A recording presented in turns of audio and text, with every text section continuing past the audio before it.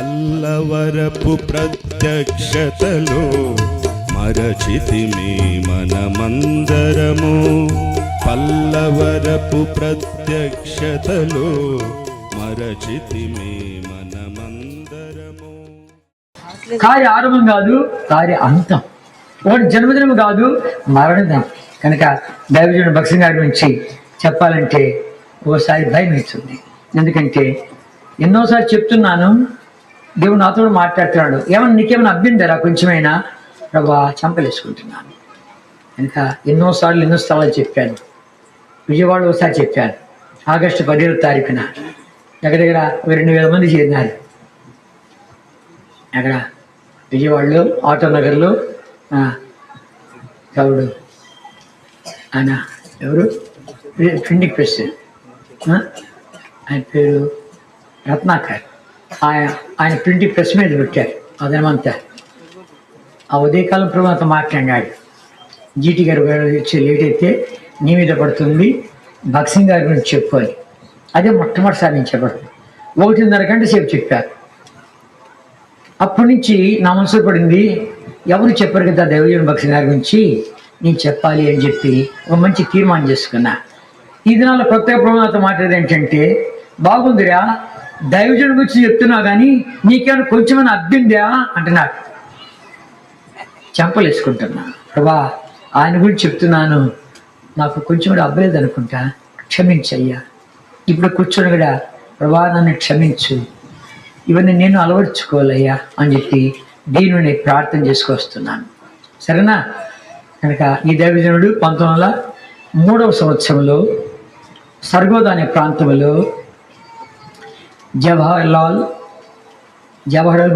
ఛాబ్రా లక్ష్మీబాయి వాళ్ళిద్దరికీ జన్మించాడు 1903వ సంవత్సరంలో. ఆయన బ్రతికి ఉంటే ఇప్పుడు ఆయన వయసు ఎంత ఉండేదంటే 113 సంవత్సరాలు ఉండేది ఆయన బ్రతికి ఉంటే. సరే, ఆయన 2000లో చనిపోయాడు, మహిమకి చేర్చబడ్డాడు. ఆయన సిక్కు మతంలో జన్మించాడు, సిక్కు మతులుగా జీవిస్తూ వచ్చాడు. ఇంకా క్రైస్తులు అంటే ద్వేషం, స్కూల్లో కూడా వాళ్ళ వైపు పోయేవాడే కాదు, అట్లాంటి వాడికి జీవిస్తూ వచ్చాడు. కాలేజీ వెళ్ళే ముందు హై స్కూల్ చదువు అయిపోతుంది, సరిపోయారు చాలు. కాలేజీ చదువు హై స్కూల్ చదువు అయిపోయింది. అనార్కలి అనే బైబిల్ సొసైటీ వారు ఒక బైబిల్ ఇచ్చారు. ఒక బైబిల్ ఇస్తే అట్టలు బాగుంటాయని చెప్పి మధ్యలో భాగం అంతా చింపేసి ఇది నాకెందుకు అని చెప్పి అట్టలు మాత్రం దగ్గర పెట్టుకున్నాడు. అంటే అంత ద్వేషం అట్లాంటి వాడు. సరే, కాలేజీ చదువుకుపోయినాడు. కాలేజీ చదువుకుపోయిన తర్వాత వాళ్ళ నాన్నగారు పెద్ద భూస్వామి, జమీందారు. ఎంత ధనవంతుడంటే ఆయన జన్మదినం వచ్చినప్పుడు చిన్ననాడు ఒక పక్క ఆయన పెట్టి ఇంకో పక్క బంగారము తూంచాడంట. అంటే నా కొడుకు బంగారంతో సమానం అన్నట్టుగా కొడుకుని ఒక పెట్టి ఒక బంగారం పెట్టాడంట. ఆ బంగారం సమానమైన బంగారం పెట్టి తూంచాడంట. అంటే అంత ధనవంతుడని చెప్పానికి. అలాంటి ధనవంతుని కుటుంబం జన్మించాడు. అదైపోయిన తర్వాత కాలేజీలో వెళ్ళే ముందు అతడు మా నాన్నగారికి మోసం జరుగుతుంది, వ్యవసాయ సంబంధమైనటువంటి పరికరాలు తీసుకొస్తుంటే ఈ దొరలే బ్రిటిష్ వాళ్ళే వ్యాపారస్తులు మోసం చేస్తున్నారు అని గుర్తుంచుకొని కనుక ఈ మోసం జరగకుండా ఉండాలని చెప్పి అగ్రికల్చర్ చదివితే బాగుంటుందని ఆశించాడు. అసలు అయితే డాక్టర్ కావాలని కోరినటువంటి వ్యక్తి. చిన్ననాడే ఒకసారి భక్సింగ్ నాతో చెప్పాడు. చిన్ననాడే వాళ్ళ నాన్న ఒక విదేశీయుడితో మాట్లాడుతూ ఉంటే అప్పుడంతా కూడా అది బ్రిటిష్ పీరియడ్. నేను చరిత్ర చదివినటువంటి వాడిని, నా స్కూల్లో కాలేజీలో చరిత్ర చదివాను. బ్రిటిష్ పీరియడ్ ఉంది. 1903, 1909, 1919 ఈ ప్రాంతం అంతా క్లబ్, వెల్లెస్లీ, డల్హౌసీ, లార్డ్ బెంటింగ్టన్ వీళ్ళంతా కూడాను మనం పరిపాలించినటువంటి పరిపాలకులు బ్రిటిష్ వాడు. లార్డ్ బెంటింగ్టన్, లార్డ్ వెల్లెస్లీ అంటే వాళ్ళు అంటే ప్రభువులు అలా చేశారు. ఆ కాలంలో పుట్టినవాడు భక్సింగ్ గారు. ఆ కాలంలో పుట్టిన అది బ్రిటిష్ కాలము, బ్రిటిష్ వారు పరిపాలించే కాలం. అలా వచ్చి వాటేసుకున్నాయంట. నాన్న వాటేసుకునే కొద్ది అన్నట బ్రిటిష్ ఈజీ వస్తా ఇది నీ కుమారుడా అని అంట. నా కుమారుడు అంటే నీ కుమారుని ఇంగ్లాండ్ పంపించు, ఈ దేశంలో ఉండే బ్రాహ్మణ మతాన్ని నిర్మూలన చేస్తాడు అని ఆనాడే అన్నంట. ఒక ప్రవచనమేమో అది కూడా మనసులో పడింది, చిన్ననాడు మనసులో పడింది. బ్రిటిష్ పోవాలా, గ్రేట్ బ్రిటన్ పోవాలా, చదువుకోవాలా అని ఆశపడబడింది. కనుక తండ్రితో సమర్థిస్తున్నాడు కానీ తల్లి సమర్థించలే. నానా అడిగిపోయినావంటే రకరకాలుగా మారిపోతున్నారా, నువ్వు అలా మారనంటేనే నేను పంపిస్తా, లేక లేదు అని చెప్పి ఎన్నెన్నో ప్రమాణాలు చేయించుకొని పంపించింది. పంపిస్తే అక్కడ ఏమైంది, అక్కడ వాళ్ళ పద్ధతులను నేర్చుకోవడానికి ఒక మంచి స్నేహితుడు దొరికాడు. దొరికి రే ఇట్లుంటే బాధపడవు, మీ నాన్న చెప్పి దొంగ లెక్కల్లో చెప్పి డబ్బు తెప్పించుకో, కనుక ఇక్కడంతా కూడాను సూట్లు, బూట్లు, హ్యాట్లు, కోట్లు, టైలు అని కట్టుకోవాలా ఏమనుకుంటేవి, ఇలా ఈ పద్ధతులే వేరే, కనుక ఇక గడ్డమ చౌరు తల పెట్టుకుని చౌరం చేసుకో, ఇవన్నీ పనికిరాదు ఇక్కడ అని చెప్పి అన్ని తీయించేశాడు. సిగరెట్లు, తాగుడు, బిగుడు అన్ని అలవాటు చేయించేశాడు. ఎక్కువ డబ్బు తెప్పించుకునేట్టుగా దొంగ లెక్కలు రాస్తూ వచ్చాడు. కనుక సిగరెట్ కేసే బంగారు కేసు అట్టాన్ని పెట్టుకునేట్టుగా అంత జోరుగా ఉండాలని వాళ్ళతో నేను తీసిపోయేవాడిని కాదు అని జీవిస్తూ వచ్చాడు. అగ్రికల్చర్ ఇంజనీరింగ్ చదివినాడు. ఇక్కడ సొంత డబ్బుతో చదువుతూ ఉంటుండగా వాళ్ళకు ప్రాక్టికల్స్ వచ్చాయి. ప్రాక్టికల్స్ అంటే కన్నా ప్రయోగాత్మకంగా చదివినారు. దీన్ని పొలంలో పోయి చేయాల, దానికి కెనడా దేశానికి పోవాలా అని చెప్పి అన్నారు. కెనడా దేశానికి వెళ్ళాలంటే ఇండియా వాళ్ళు కెనడా వాళ్ళు కొంచెం చిన్న చూపు చూస్తారు అని చెప్పి, నీ ఇష్టం పోతే ఆడవాళ్ళు చిన్న చూపు చూసినా బాధపడద్దు అనేది బోర్డులో రాశారంట. ఎందుకు మన చిన్న చూపు చూసింది వాళ్ళకి నేను తీసిపోతానా అని చెప్పింది. పోతాను కెనడా దేశానికి అని చెప్పి ఓడలో ప్రయాణం పెడుతుంటే ఆ ఓడలో ఏం జరుగుతుంది, ఆ ఓడలో ప్రయాణం అయిపోతుంటే వాళ్ళు ఏం చేస్తే నేను చేస్తా, వాడు డ్యాన్స్ ఆడితే నేను డ్యాన్స్ ఆడతా, వాడు దాకా నేను తాగుతా, వాడు సీటు కదా నేను తాగుతా, వాడు సీటు పక్క నేను ఆడతా, వాడికి తీసుకోను అని చెప్పి అన్ని రంగాల్లో మునిగి తేలుతూ వచ్చాడు. ఆదివారం వచ్చింది, ఆవిడ గుడి ఉంది ఓడలోనే. ఓడ అంటే పెద్ద పట్టణం మాదిరి ఉంటుంది, అంత పెద్ద ఓడ. ఆ ఓడలో ఒక చర్చ్ ఉంది. ఆ చర్చిలో ఇంకా ఆదివారం నాడు అందరూ మీటింగ్ జరిగింది. అందరూ కూర్చున్నారు. అందరూ కూర్చుంటే వాడు నిలబడి పాట పాడితే నిలబడుతున్నాడు, కూర్చుంటున్నాడు. వాడు పాట పాడుతా చూస్తా ఉన్నాడు. ప్రసన్నం చేస్తా ఉంటే నిద్రపోయినాడు. నాకెందుకు లేదు అని నిద్రపోయినాడు. ఆ నిద్రపోయిన తర్వాత ఇంకా ప్రార్థన చేస్తామంటే అందరూ కూర్చుని చెప్పి మోకాళ్ళకి వస్తున్నారు. మోకాళ్ళకి వస్తుంటే ఈయన కళ్ళు చూసి వెళ్ది, ఈ పక్కడు మోకాళ్ళు ఉన్నాడు, ఈ పక్కడు మోకాళ్ళు ఉన్నాడు, వెనక అందరూ మోకాళ్ళు ఉన్నాడు. ఏం చేయాలి అర్థం కాలే. నేను ఈ మతస్తుడిని ఎప్పుడు తొందర పెట్టలేదు, నాకెందుకు వచ్చింది, సరే లేచిపోలే అని చెప్పి మోకాళ్ళకి వచ్చాయంట. మోకాళ్ళకి రాగానే అన్నాడు, యేసుక్రీస్తు ప్రభువా నువ్వు జీవంగల వాడు, యేసుక్రీస్తు ప్రభువా నువ్వు జీవంగల దేవుడు అని చెప్పి గబగబ 4-5 మాటలు వచ్చేసాయంట. అలాగే వాళ్ళందరూ ఎవరైనా చూశారు కానీ ఈయన తొందర పెట్టలేదంట. కనుక అప్పటి నుంచి యేసు ప్రభు అనే మాట ఒక మధురంగా ఉందంట. అక్కడ విన్నారు. కెనడా దేశానికి వెళ్ళారు. కెనడా దేశానికి వెళ్ళిన తర్వాత అక్కడ స్నేహితుని అడిగాడు, నాకు బైబిల్ ఇస్తావా, నేను చదవాలని కోరుతున్నాను అంటే, అరే మీరు ఇష్టపడరు కదా బైబిల్ అంటే, అవును నిజమే, అయితే నాకు యేసుక్రీస్తు నామం ఉంటే ఇది కొంచెం మధురంగా ఉంది, స్వీట్గా ఉంది, నేను చదవాలంటే కొత్త నిబంధన ఇచ్చాడు. YMCA అనే బిల్డింగ్లో వినిపెగ్ అనే పట్టణంలో కెనడా దేశంలో 1929లో కొత్త నిబంధన చదువుతున్నాడు. కొత్త నిబంధన చదువుతూ ఉంటుండగా ఇది మంచి పుస్తకమే కానీ ఇది నాకు కాదు అన్నాడు. నాకు కాదు కానీ ఇది నీకు కూడా అని స్వరం వినబడుతుంది. ఆశ్చర్యపోయాడు. వెంటనే నల్లన్న మచ్చలన్నీ తయారైనాయి శరీరం మీద. అందులో దుర్వాసన వస్తుంది. భక్ష్యం నువ్వు చూస్తున్నటువంటి నల్లని మచ్చలన్నీ ఇవన్నీ కూడాను నీ పాపమును బట్టి, అందులో వచ్చే దుర్వాసన నీ పాప కారణం చేత అనగానే అదిరిపోయాడు. నిజమే దేవా, నాకు డబ్బుది కానీ నా జీవితంతో ఓడిపోయింది, చదువుంది కానీ అంత శరీరం పాడు చేసుకున్నా, కనుక ఓడిపోయినా అట్లాంటి జీవితం నాది. నా గురువును మోసం చేశా, మా తల్లిదండ్రులు మోసం చేశా, అబద్ధాలు చెప్పినా, కనుక ఇంతగా దొంగ లెక్కలు చెప్పా, అక్కడి డబ్బు తెప్పించుకున్నా, మోసం చేశా, ఇవన్నీ ఒప్పుకుంటూ ఉంటే భక్సింగ్ ఇది నీ పాప నిమిత్తమై విడబడిన నా శరీరము, ఇది నీ పాప పదార్థమై చెందింపడిన నిబంధన రక్తము అని ఆ స్వరం వచ్చిందంట. ప్రభువా ఈ మాటలు నాకు అర్థం కావట్లేదు, అయినా ఇట్లాంటి మాటలు ఎవడు పలకడు, కనుక ఇది అర్థం కానప్పటికీ నమ్ముచున్నాను అన్నాడు. భక్సింగ్ నీ పాప క్షమించబడ్డా వెళ్ళు అన్నాడు. తిరిగి తీసి చూశాడంట. చూస్తే మంచు పడుతుందంట. మంచు అంటే మన దేశంలో పడే మనుషులు కాదు. ఆ మంచు ఎట్లాంటిది ఐసే. మనం పటాలు చూస్తుంటాం, చెట్ల మీద, ఇండ్ల మీద, రోడ్ల మీద, ఎక్కడ పడితే అక్కడ అంతా ఐసు పెళ్ళ పడినట్లు ఉంటుంది, ఐసు మంచు. భక్సి నీ హృదయాన్ని ఇలా తెల్లగా చేశానంట, పరమానుభూతులైపోయాయంట. సరే అది అయిపోయిందా? అయిపోయిన తర్వాత బాప్తం తీసుకున్నాడు. బాప్తం తీసుకున్నాడు, అంతా అయిపోయింది. ఆ కేరళ దేశంలో ఉన్నాడు. అక్కడి నుంచి వచ్చాడు. వచ్చిన తర్వాత ప్రాక్టీస్ అయిపోయిన తర్వాత ఎలా ఉందంటే, వాళ్ళ నాన్నకు ఒక పెద్ద కేసు వచ్చి ఆ కేసులో చిక్కుబడిపోయి కనుక కొడుకు డబ్బు పంపించేది మర్చిపోయినాడు. ఎన్ని కేబుల్ పంపించినా, ఆయన తంతి వార్తలు పంపించినా అనడంలే. అది నాకు మేలైంది అంటాడు, అది నాకు మేలైంది అంటాడు. కనుక ఆ కారణం చేత ఇప్పుడు విశ్వాస జీవితంలో జీవించవలసి వచ్చింది, విశ్వాసగా జీవించవలసి వచ్చింది. ఎన్ని కష్టాలు పడ్డాను, అయినా వాటన్నిటిలో సనగలేదు, గొడగలేదు. దైవజనుడు భక్సింగ్ గారు బర్త్డే వచ్చినప్పుడు, జన్మదినం వచ్చినప్పుడు ఆ జన్మదినంలో చెప్పేవాడు, నేను చాలా కష్టాలు కూడా వచ్చాను, చాలా సమస్యలు కూడా వచ్చాను, చాలా చిక్కులు కూడా వచ్చాను. వాటన్నిటిలో ఇప్పుడు నేను చూశానంటే ఆ అనుభవాలు కదా నాకు లేకపోయి ఉంటే ఈవేళ నేను నిలబడవాడు కాను. ఎన్నో వెళ్ళాను, సనగల గొడగలేదు, ఆత్మీయ పాఠాలు దేవుడు నాకు నేర్పించాడు అన్నాడు. అర్థమైందా? కనుక షూ కూడా కింద అరిగిపోయిందంట. కొత్త షూ కొనుక్కునే డబ్బు లేదు. ఇది చెప్తే కాలు కనబడుతుంది. సాక్స్ కూడా బయట తీసేవాడంటే అన్ని రంధ్రాలి. అట్లాంటిది కనుక నడిచిపోతున్నాయంట, డబ్బు లేదు, నడిచిపోతున్నాడు. ఓ చర్చ దగ్గర ఆగాడంటే అలసిపోయి కూర్చున్నాయంట. అలసిపోయి కూర్చుంటే ఆ చర్చలో ఒక మాట రాబడిందంట, ఏం ప్రభా నా సంగతి ఇంతేనా అంటుంటే. హెబ్రీ 2వ అధ్యాయం, హెబ్రీ 2వ అధ్యాయం 18వ వచనం, తాను శోధింపబడి శ్రమ పొందిన గనుక శోధింపబడి వారికి సహాయం చేయగలవాడై ఉన్నాడు.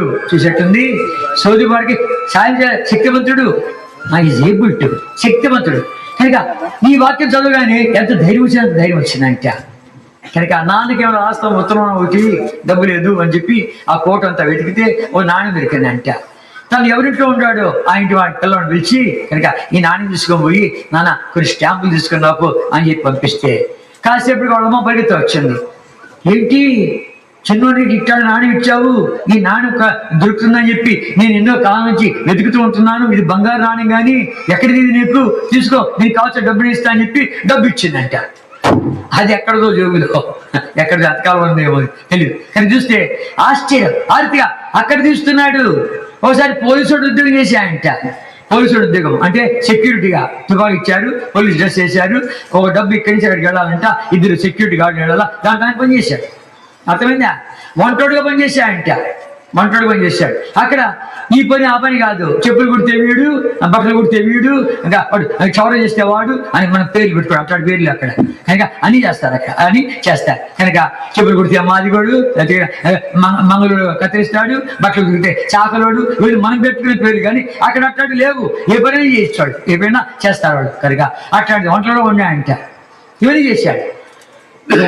ఇవన్నీ చేసినటువంటి వాడు చెప్తున్నాడు, నేను ప్రభు మీద ఆధారపడుతూ వచ్చాను. ఆ వంటలు వండుతుంటే ప్రభా ఎంత ఉప్పు ఏమంటావు, కనుక ఎంత కారం ఏమంటావు అని అడుగుతూ వేస్తూ వచ్చాయంట. అర్థమైందా?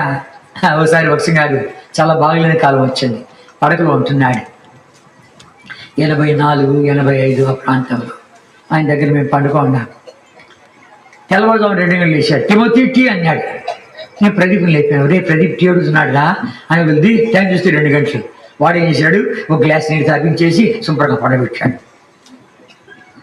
అప్పుడు మాట కూడా రకరకాలుగా ఉంది, మాట కూడా రకరకాలుగా ఉంది. అనారోగ్య పరిస్థితులు 84 నుంచి ఆయన జబ్బున పడ్డాడు. ఆ మాట కూడా అధ్యక్ష ఉంటుంది. మేము ఆయన దగ్గర ఉన్నాం కాబట్టి కాస్త కోస్త అర్థం చేసుకుంటూ ఉంటాం.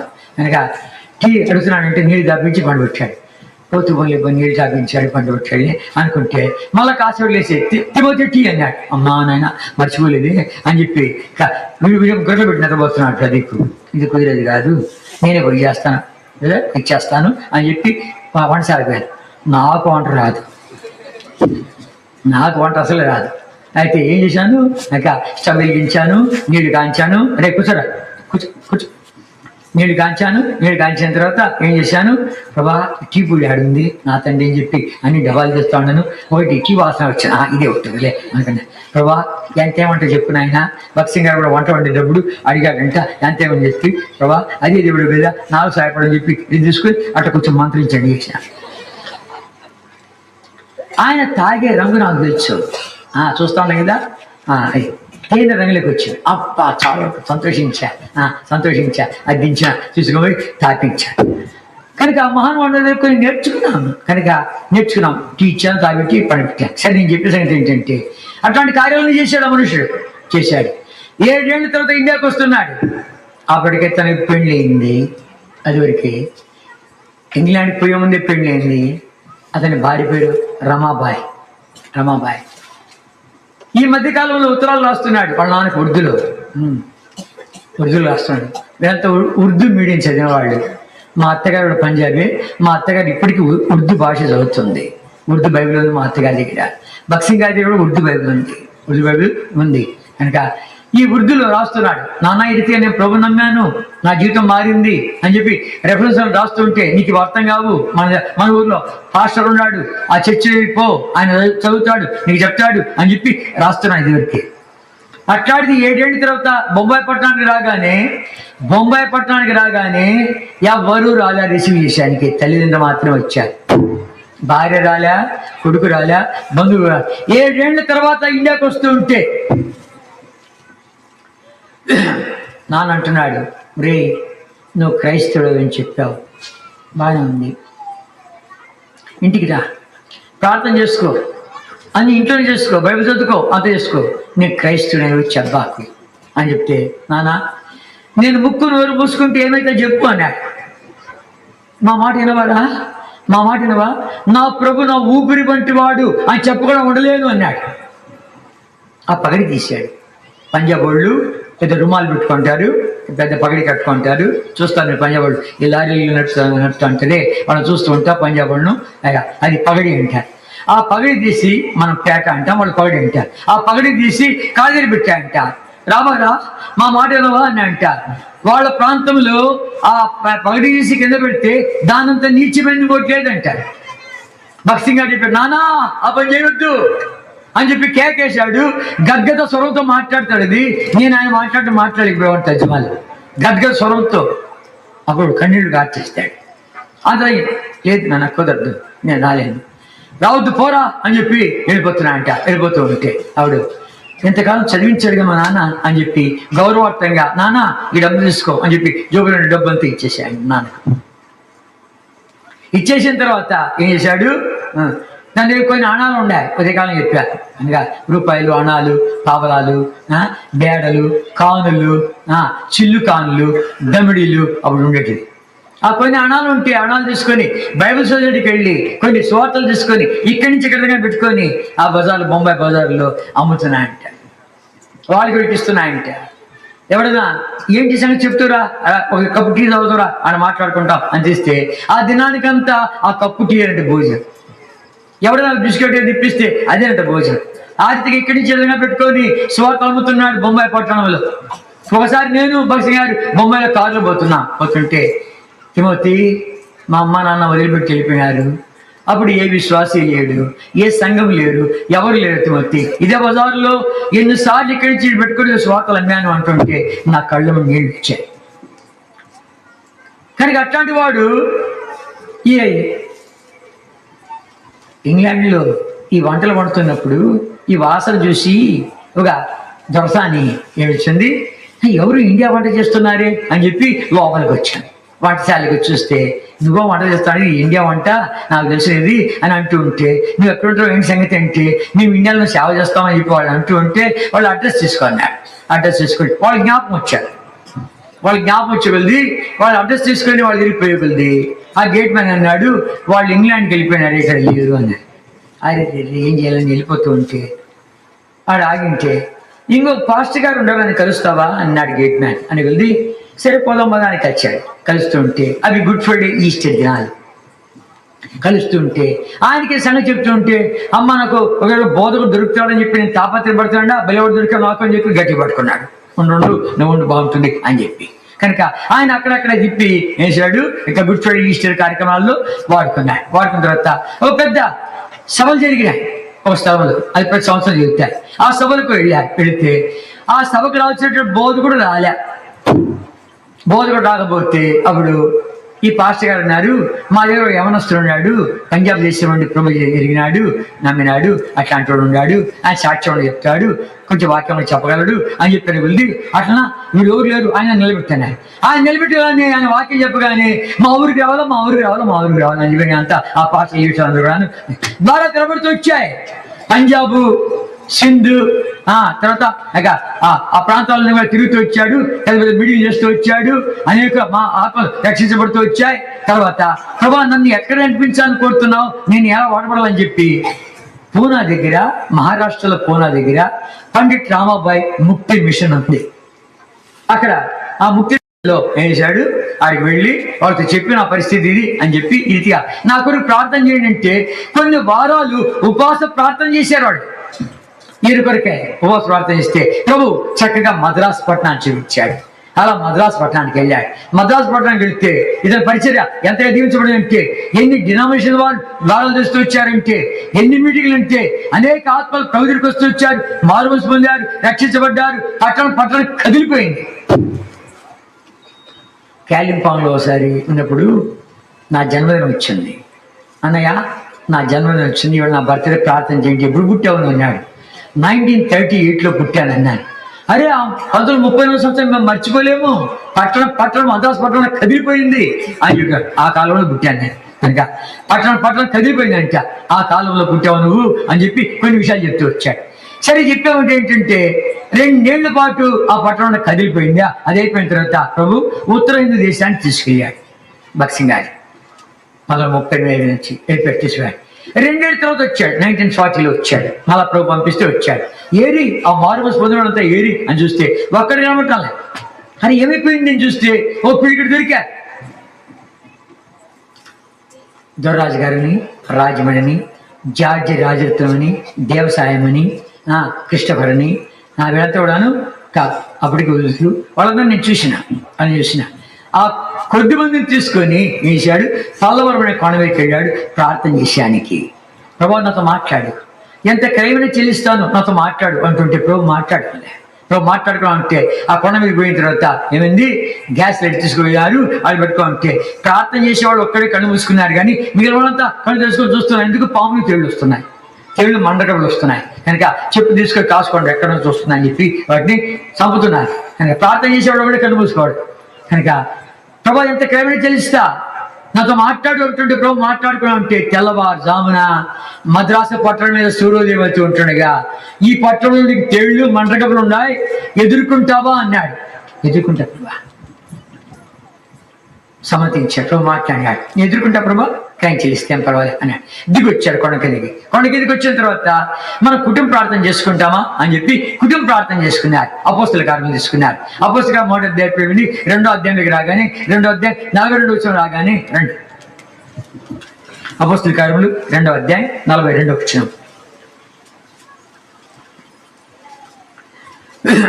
అపోస్తుల కార్యములు 2వ అధ్యాయం 42వ వచనం చదువుకుంటాం. 2:42 మీరు అపోస్తుల బోధ ఎందును, సహవాసం ఎందును, గొట్టెడ్చడం ఎందును, ప్రార్థన చేయడం ఎడతెగక ఉండిరి. ఈ వాక్యం రాగానే ఈ కార్యం చేస్తామా అన్నాడు బక్సింగ్ గారు. ఈ కార్యం చేస్తామన్నాడు అనగానే ఇష్టపడ్డారు. ఒక ఆయన ఒక గుండు దొల్లించుకొచ్చాడంట. ఒక గుండు దొల్లించుకొచ్చి దాని మీద ఈ మద్రాసు పై మీద కండువాలు వేసుకుంటారు.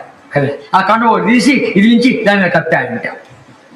ఇంకొక ఆయన పరిగెత్త వెళ్ళి 2 నాన్ రొట్టెలు తీసుకొచ్చాయంట. ఇంకొక ఆయన పరిగెత్త వెళ్ళి 2 గ్లాసుల నిమ్మరసం తీసుకొచ్చాయంట. దాని మీద ఇంకొక ఆయన పై మీద కండువ కప్పాయంట.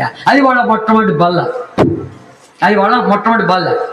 ఆరాధించ మొదలుపెట్టారండి. చుట్టూ చేరి ఆరాధిస్తూ ఉంటే ఎన్ని గంటలు అక్కడున్నా మాకు తెలీదు. తన్మయమైపోయాము, పరవశించాము, ప్రభుతో లీనమైపోయాము. మేము ఎక్కడున్నా మాకే తెలీదు. అలా మేము దాంట్లో లీనమైపోయాం. ఒక ఆయన కళ్ళు తీసి చూశాయంట. ఏం జరుగుతూ చూస్తామని చెప్తే తెల్లని మేఘం కమ్మింటే భయపడి మన కళ్ళు మూసుకున్నాయంట. అర్థమైందా? అక్కడ ప్రభు మాట్లాడుతున్నాడు, ఈ రీతిగా నువ్వు ఒక ఇల్లు అద్దెకి తీసుకో, బైబిల్ స్టడీ స్టార్ట్ చేయి, బాప్తిస్మీ ఈ బల్ల సెంటర్లో పెట్టు, సహోదరుల వైపు కూర్చోబెట్టు, సహోదరులు వైపు కూర్చోబెట్టు, ఆరాధన కొరకని 4 మాటలు చెప్పు. వాళ్ళు నన్ను ప్రేమించాలి. ఒక్కొక్కరు ప్రేమించడానికి అవకాశమి, ఒక్కొక్కరు స్తుతించడానికి అవకాశమి. ఇది ఈ ప్రత్యక్షత అంతా ఆ పల్లవరం కొండ కింద పొందినటువంటి ప్రత్యక్షత. అర్థమైందా? కొట్టుడికి వచ్చేది కాదు. ఇప్పుడు ఏమన్నా కొంచెం బెడిస్తే ఉంటాడు కనుక నీ ఇంట్లో కాకపోతే నా ఇంట్లో పెట్టుకుంటా పో, ఆ బజార్ ఈ బజార్ పెట్టుకుంటా పో, అట్లయిపోయింది. ఇప్పుడు ఎట్లా ఉన్నాడు, మా ఇంట్లో పెట్టుకుంటాం, మా ఊర్లో పెట్టుకుంటాం, ఇంత మా పొత్తొద్దు, రకరకాలుగా నేను తయారైపోతూ వచ్చినాయి. అసలు సంగతి తెలియకోకుండా ఎంత క్రైమ్ చెల్లించారు. ఏం చేశారు? అయిపోయిన తర్వాత ఒక చిన్న గది ఒకటి అద్దెకి తీసుకున్నారు. అద్దెకి తీసుకుని దాంట్లో బైబిల్ స్టడీ స్టార్ట్ చేశారు. కొంతమంది వస్తూ వచ్చారు. వచ్చి బైబిల్ స్టడీ స్టార్ట్ చేసేగలిది. బాప్తిజం గురించి మాట్లాడితే ఒక్కటి ఇష్టపడ్డాయంట, నేను బాప్తిజం తీసుకుంటాను అని.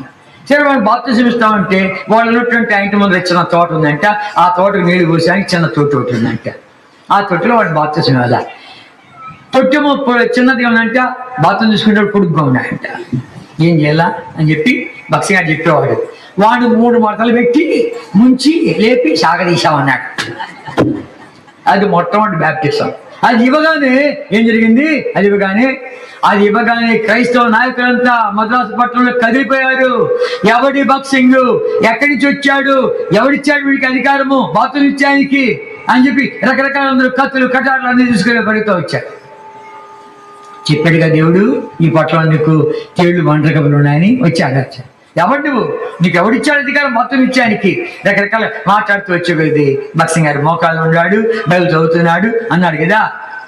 మీరేమనుకోవద్దండి, బైబిల్ ఎక్కడైనా చిన్న బిడ్డల బాప్తిస్మము, చిన్నపిల్లల బాప్తిస్మం అనేది పూర్తి వాక్యం నాకు అక్కర్లా, సగవాక్యమైన మీరు చూపించండి, నేను సర్దుకుంటాను అని చెప్పి అన్నాడు. దీని మీ బైబిల్ ఉందా? వాళ్ళ బైబిల్ కత్తులు కట్టాలు ఉన్నాయి. కానీ మీ బైబిల్ తీసుకొస్తే నేను మాట్లాడతాను అంటే పోయినారంట, ఎంతవరకు రాలేదంట. అన్ని ద్వారాలు మూసేశారు. అన్ని సంస్థలు తెచ్చినటువంటి వాళ్ళు గుంపులు వచ్చారు. అనేక మంది మారుమూసి పొందారు, రక్షించబడ్డారు. అట్లాంటిది ఇప్పుడు అన్ని సంస్థలు మూసేశారు. బాక్సింగ్ గారి మీటింగ్ ఎవరైనా వెళ్ళారంటే, బాత్రూమ్ తీసుకున్నారంటే మా మిషన్లో ఉన్నటువంటి ఉద్యోగాలు మీరు తీసేస్తాం, మా మిషన్ ఫీల్డ్లో ఉన్నటువంటి ఇళ్ళు మీరు ఉన్నారు, ఆ ఇళ్ళని తరివేస్తాం, మీ పెళ్లిళ్ళు ఓడి చేస్తారు, సమాధులు ఓడి చేస్తారు, రకరకాలుగా మాట్లాడబడి తయారైనారు. క్రైవతకుడు ఉంది. ఒక ఆయనతో స్వయంగా చెప్తే విన్నాను. భక్సింగ్ గారు మాట్లాడుతున్నారు, కుటుంబం మాట్లాడుకుంటున్నారు. రేపు బాప్తిస్మాలు, ఇంత గొప్ప దైవజనుడే, ఎంత గొప్ప ప్రత్యక్షత మనం పొందినాము, ఇట్లాంటి మనకు దొరుకుతుందా? రేపు బాప్తిజం తీసుకున్నామంటే మన ఇల్లు ఖాళీ చేయాలి, మన ఉద్యోగాలు ఊడతాయి. ఎంతమంది పిల్లలు ఏం చేస్తాం చెప్పు?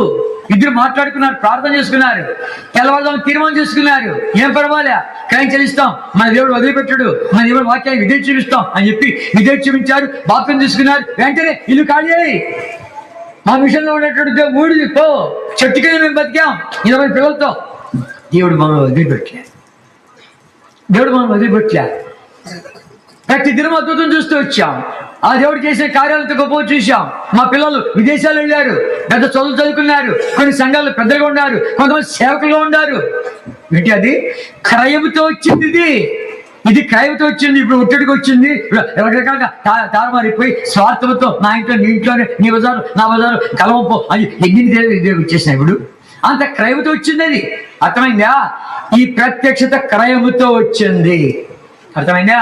అక్కడి నుంచి నెమ్మదిగా త్వరగా చెప్పేస్తున్నాను. అక్కడి నుంచి నెమ్మదిగా హైదరాబాద్కి వచ్చింది. హైదరాబాద్ అంతా చెడిపోయిన వాతావరణం, సాయిబులు, క్రైస్తవులు, హిందువులు అంతా కలిసిపోయినటువంటి వాతావరణం. అట్లాంటి వాతావరణంలో దేవుడిని తీసుకొచ్చి ప్రత్యేకత గురించి మాట్లాడుతూ, సెపరేషన్ గురించి మాట్లాడుతూ వచ్చాడు.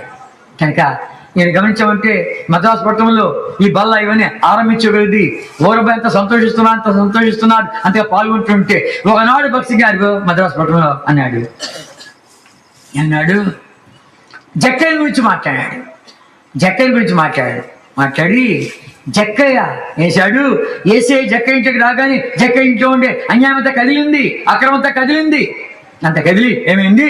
అంత కదలగానే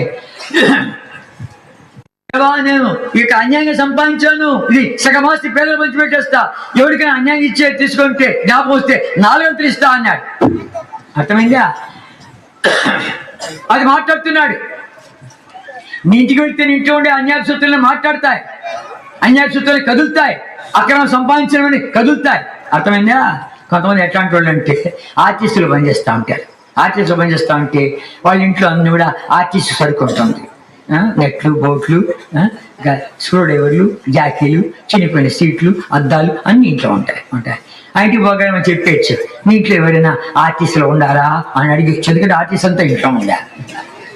ఇంకొంతమంది ఆసుపత్రులు పనిచేస్తుంటారు. ఆ ఇంటికి పోతే అంత ఆసుపత్రి వాసనే. అని మనమే కదా, ఆసుపత్రి అంతా మనదే కదా, గొయ్యలు మనమే కదా, గొట్టాలు మనమే కదా, శుద్ధి మాత్రం మనమే కదా, అన్ని ఇంటికి వచ్చేస్తా ఉంటాయి. ఇంకొంతమంది ఎట్లాంటి వాళ్ళు ఉంటారు, ఎవరు ఇంటికి పోతే ఖాళీగా ఎందుకు రావాలా అని చెప్పి అట్లాంటి చూసి ఒడిలో వేసుకొస్తూ ఉంటారు. అట్లాంటి వాళ్ళు కొంత ఉంటారు. అట్లాంటి కొన్ని లోపల ఉన్నాయి, ఇంట్లో ఉన్నాయి, ఇప్పుడు మాట్లాడతాయి. ఇంకొంతమంది రైల్వే పాసులు ఉన్నాయి, రైల్వే పాసులు. ఆ రైల్వే పాసులు ఎట్లాంటివి? ఆ రైల్వే పాసులు ఏంటి కనుక ఆయన ఫ్యామిలీ మొత్తం తీసుకోవచ్చు, కుటుంబం అంతా తీసుకోవచ్చు రైల్వే పాసులు. వాళ్ళు ఏమంటారు, అక్క నువ్వు రా నా ఇంట్లో రాని తీసుకోపోతాను, పాసు నాకుంది అంటే వాడి భార్య కాదు, వాడి భార్య అన్నట్టుగా తీసుకోపోతాడు. చూడండి వాడి భార్య. ఈ టీసీలు కూడా ఎట్లాంటి వాళ్ళు, వాడు కూడా తెలుగు వాళ్ళే వాళ్ళు చేస్తారు. ఏమ్మా ఎవరు నువ్వు? మీ ఆయన పిలు, వాడు నా భార్య, నా పేరు మీద ఎందుకాయా అని ఆమె అంటాను. అవి దొరికిపోయి నాకు మీ ఆవిడ పిలు, మీ ఆవిడ పిలు ఉంటే అక్క అక్క చంప వేస్తా అక్క అంటారు. ఏంటి నీ భార్య రాసేవే, భార్య చెప్తున్నావే. కానీ ఇట్లాంటివన్నీ ఎన్నెన్నో మోసాలు ఉన్నాయి, ఎన్నో అక్రమాలు ఉన్నాయి, ఎన్నో ఇంట్లో అక్రమంగా వస్తువులు వచ్చాయి, అన్యాయ సొత్తులు వచ్చాయి. అర్థమైందా? ఇంటికి పోతే నీకు అర్థమవుతుంది. ఇంటికి పోతే మాట్లాడతాయి అవన్నీ కూడా. కొన్ని బై క్యాష్ వచ్చి ఉంటాయి, కొన్ని బై కైండ్ వచ్చి ఉంటాయి. బై క్యాష్ బై కైండ్ అంటే అర్థమైందా? కొన్ని రొక్కం రూపాయలు వచ్చి ఉంటాయి, కొన్ని వస్తు రూపాయలు వచ్చి ఉంటాయి ఇంట్లోకి. కనుక ఎట్లా ఉంటుంది? వాడు వచ్చాడు, ఆఫీసర్ ఇంటికి వచ్చాడు, కానీ అమ్మతో మాట్లాడతాడు. అమ్మ ఇక్కడ చూడమ్మ కొండి ఉంది కదా, అమ్మ ఇక ఫ్యాన్లో ఇక్కడ ఎక్కడ కూర్చుని మీరు కూర్చుంటాను, ఫ్యాన్ లేకపోతే నీకు వదిలేమ్మా నేను వచ్చేస్తాను, ఏమనుకో బాగా తీసుకొస్తాను. నేను పెట్టిన తర్వాత ఏం లేదు అమ్మగారు, ఒక నీలం పేపర్ అవుతుంది అయ్యగారికి తెలుసును, దాంట్లో సంతకం చేస్తే చాలు అమ్మగారు అని అంటే కన్నా నేను చూసుంటా పోరా అని. బాగా భోజనం చేసిన తర్వాత కూర్చుంటే ఫ్యాన్ వేస్తే ఎక్కడికి కోపడద్దు. పాపం వాడు వెంకయ్య తీసుకొచ్చాడు, పాపం అంత ప్రేమతో తీసుకొచ్చాడు, మనం కొనుక్కుంటామని కుదరక బాయ అది వచ్చింది, ఏం బాగుంది, ఏమి లేదు కానీ అదే నీలం పేపర్ ఉందంటే ఒక సంతకం పెట్టేస్తా అనండి, పెట్టేస్తారు పోనీ అగ్రిగేట్ ఉంది. తిండి పెట్టిన తర్వాత మంచి సమయం చూసా పెట్టు అని చెప్పాడుగా, తిండి కూడా విగ్రహం పెట్టేశాడు. అట్లా కొన్ని వస్తువులు ఎట్లొచ్చాయి, రొక్కము రూపాయలు వచ్చినాయి, కొన్ని వస్తు రూపాయలు వచ్చాయి, అవన్నీ మాట్లాడుతున్నాయి, జక్క ఇంట్లో మాట్లాడుతున్నాయి. కనుక నీ ఇంట్లో వస్తువులు మాట్లాడతాయి, రాత్రి నువ్వు బాగానే మాట్లాడతాయి. కనుక ఆదిగా మాట్లాడుతున్నాడు జక్కయ్య. ఏముంది జక్క ఇంట్లోకి రాగానే ఏముంది ఆ ఫ్యాన్ కానీ జక్కయ్య నిదానంగా జక్క నిదానం అమ్మ ఇది మాట్లాడుతుంది. కూర్చుంటే అది కూడా అట్లా వచ్చిందే జక్కయ్య నేను నిదానంగా ఇది మాట్లాడుతుంది అన్ని మాట్లాడుతున్నాయి. దొంగ కోడి తిన్నాడు, దొంగ కలుగులు తిన్నాను, మెక్కబెట్టాడు, అమ్మో కడుగులు పెట్టావు కామంటారు, ఎన్ని అన్ని దొంగ సొత్తులను మాట్లాడుతున్నాయి. జాగ్రత్త, ఇంటికి పోయిన మాట్లాడతాయి. ఈ మాదిరి అన్యాయపు సొత్తులు ఉంటే గనా ఈ బలలో పాల్గొనవద్దు అన్నాడు. దించినోడు తల ఎత్తలే. అందరూ ఏం చెప్పాలి అర్థం కాదు. బహు కొద్ది మంది తీసుకున్నారు. ఆ మరుసటి రోజు రిక్షాలు కేసుకొచ్చారు, అన్ని రిక్షాలు కేసుకొచ్చి అయ్యగారు ఇవన్నీ మా ఇంకా మాట్లాడుతున్నాయి, ఇవి మా సొత్తులు కావు, దొంగ సొత్తులు, అన్యాయ సొత్తులు మాట్లాడుతావు, ఏం చేయమంటావు? ఆ బాయిలో వేయండి అన్నాడు. ఆ బాయిలో అన్నాడు. ఆ బాయి అన్ని మింగింది. బాయి అది సాక్షి, దొంగ సొత్తులు అన్యాయ సొత్తులు మింగి కూర్చుంది.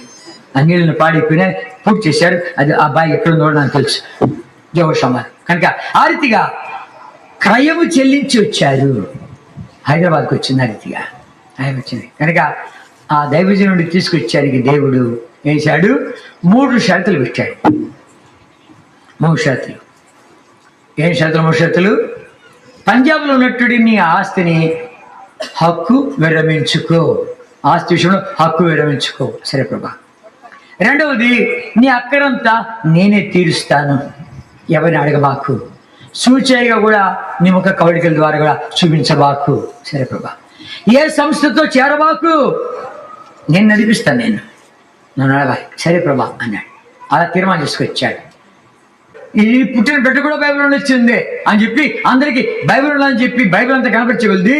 ఆ యొక్క బైబిల్ సొసైటీలో ఉన్నటువంటి దుమ్ము కొట్టినటువంటి బైబిల్ కూడా అమ్మేశారు. ఇంకా బైబిల్ కావాలంటే యాడ్ కావాలా కనుక ఇంగ్లాండ్కు ఫోన్ చేశారు. ఇంగ్లాండ్ చేస్తే కదా అప్పుడు ఆ బైబిల్ అన్ని ఇంగ్లాండ్ నుంచి వచ్చేటివి, అన్ని భాషలు అక్కడే బుద్ధించేటివి.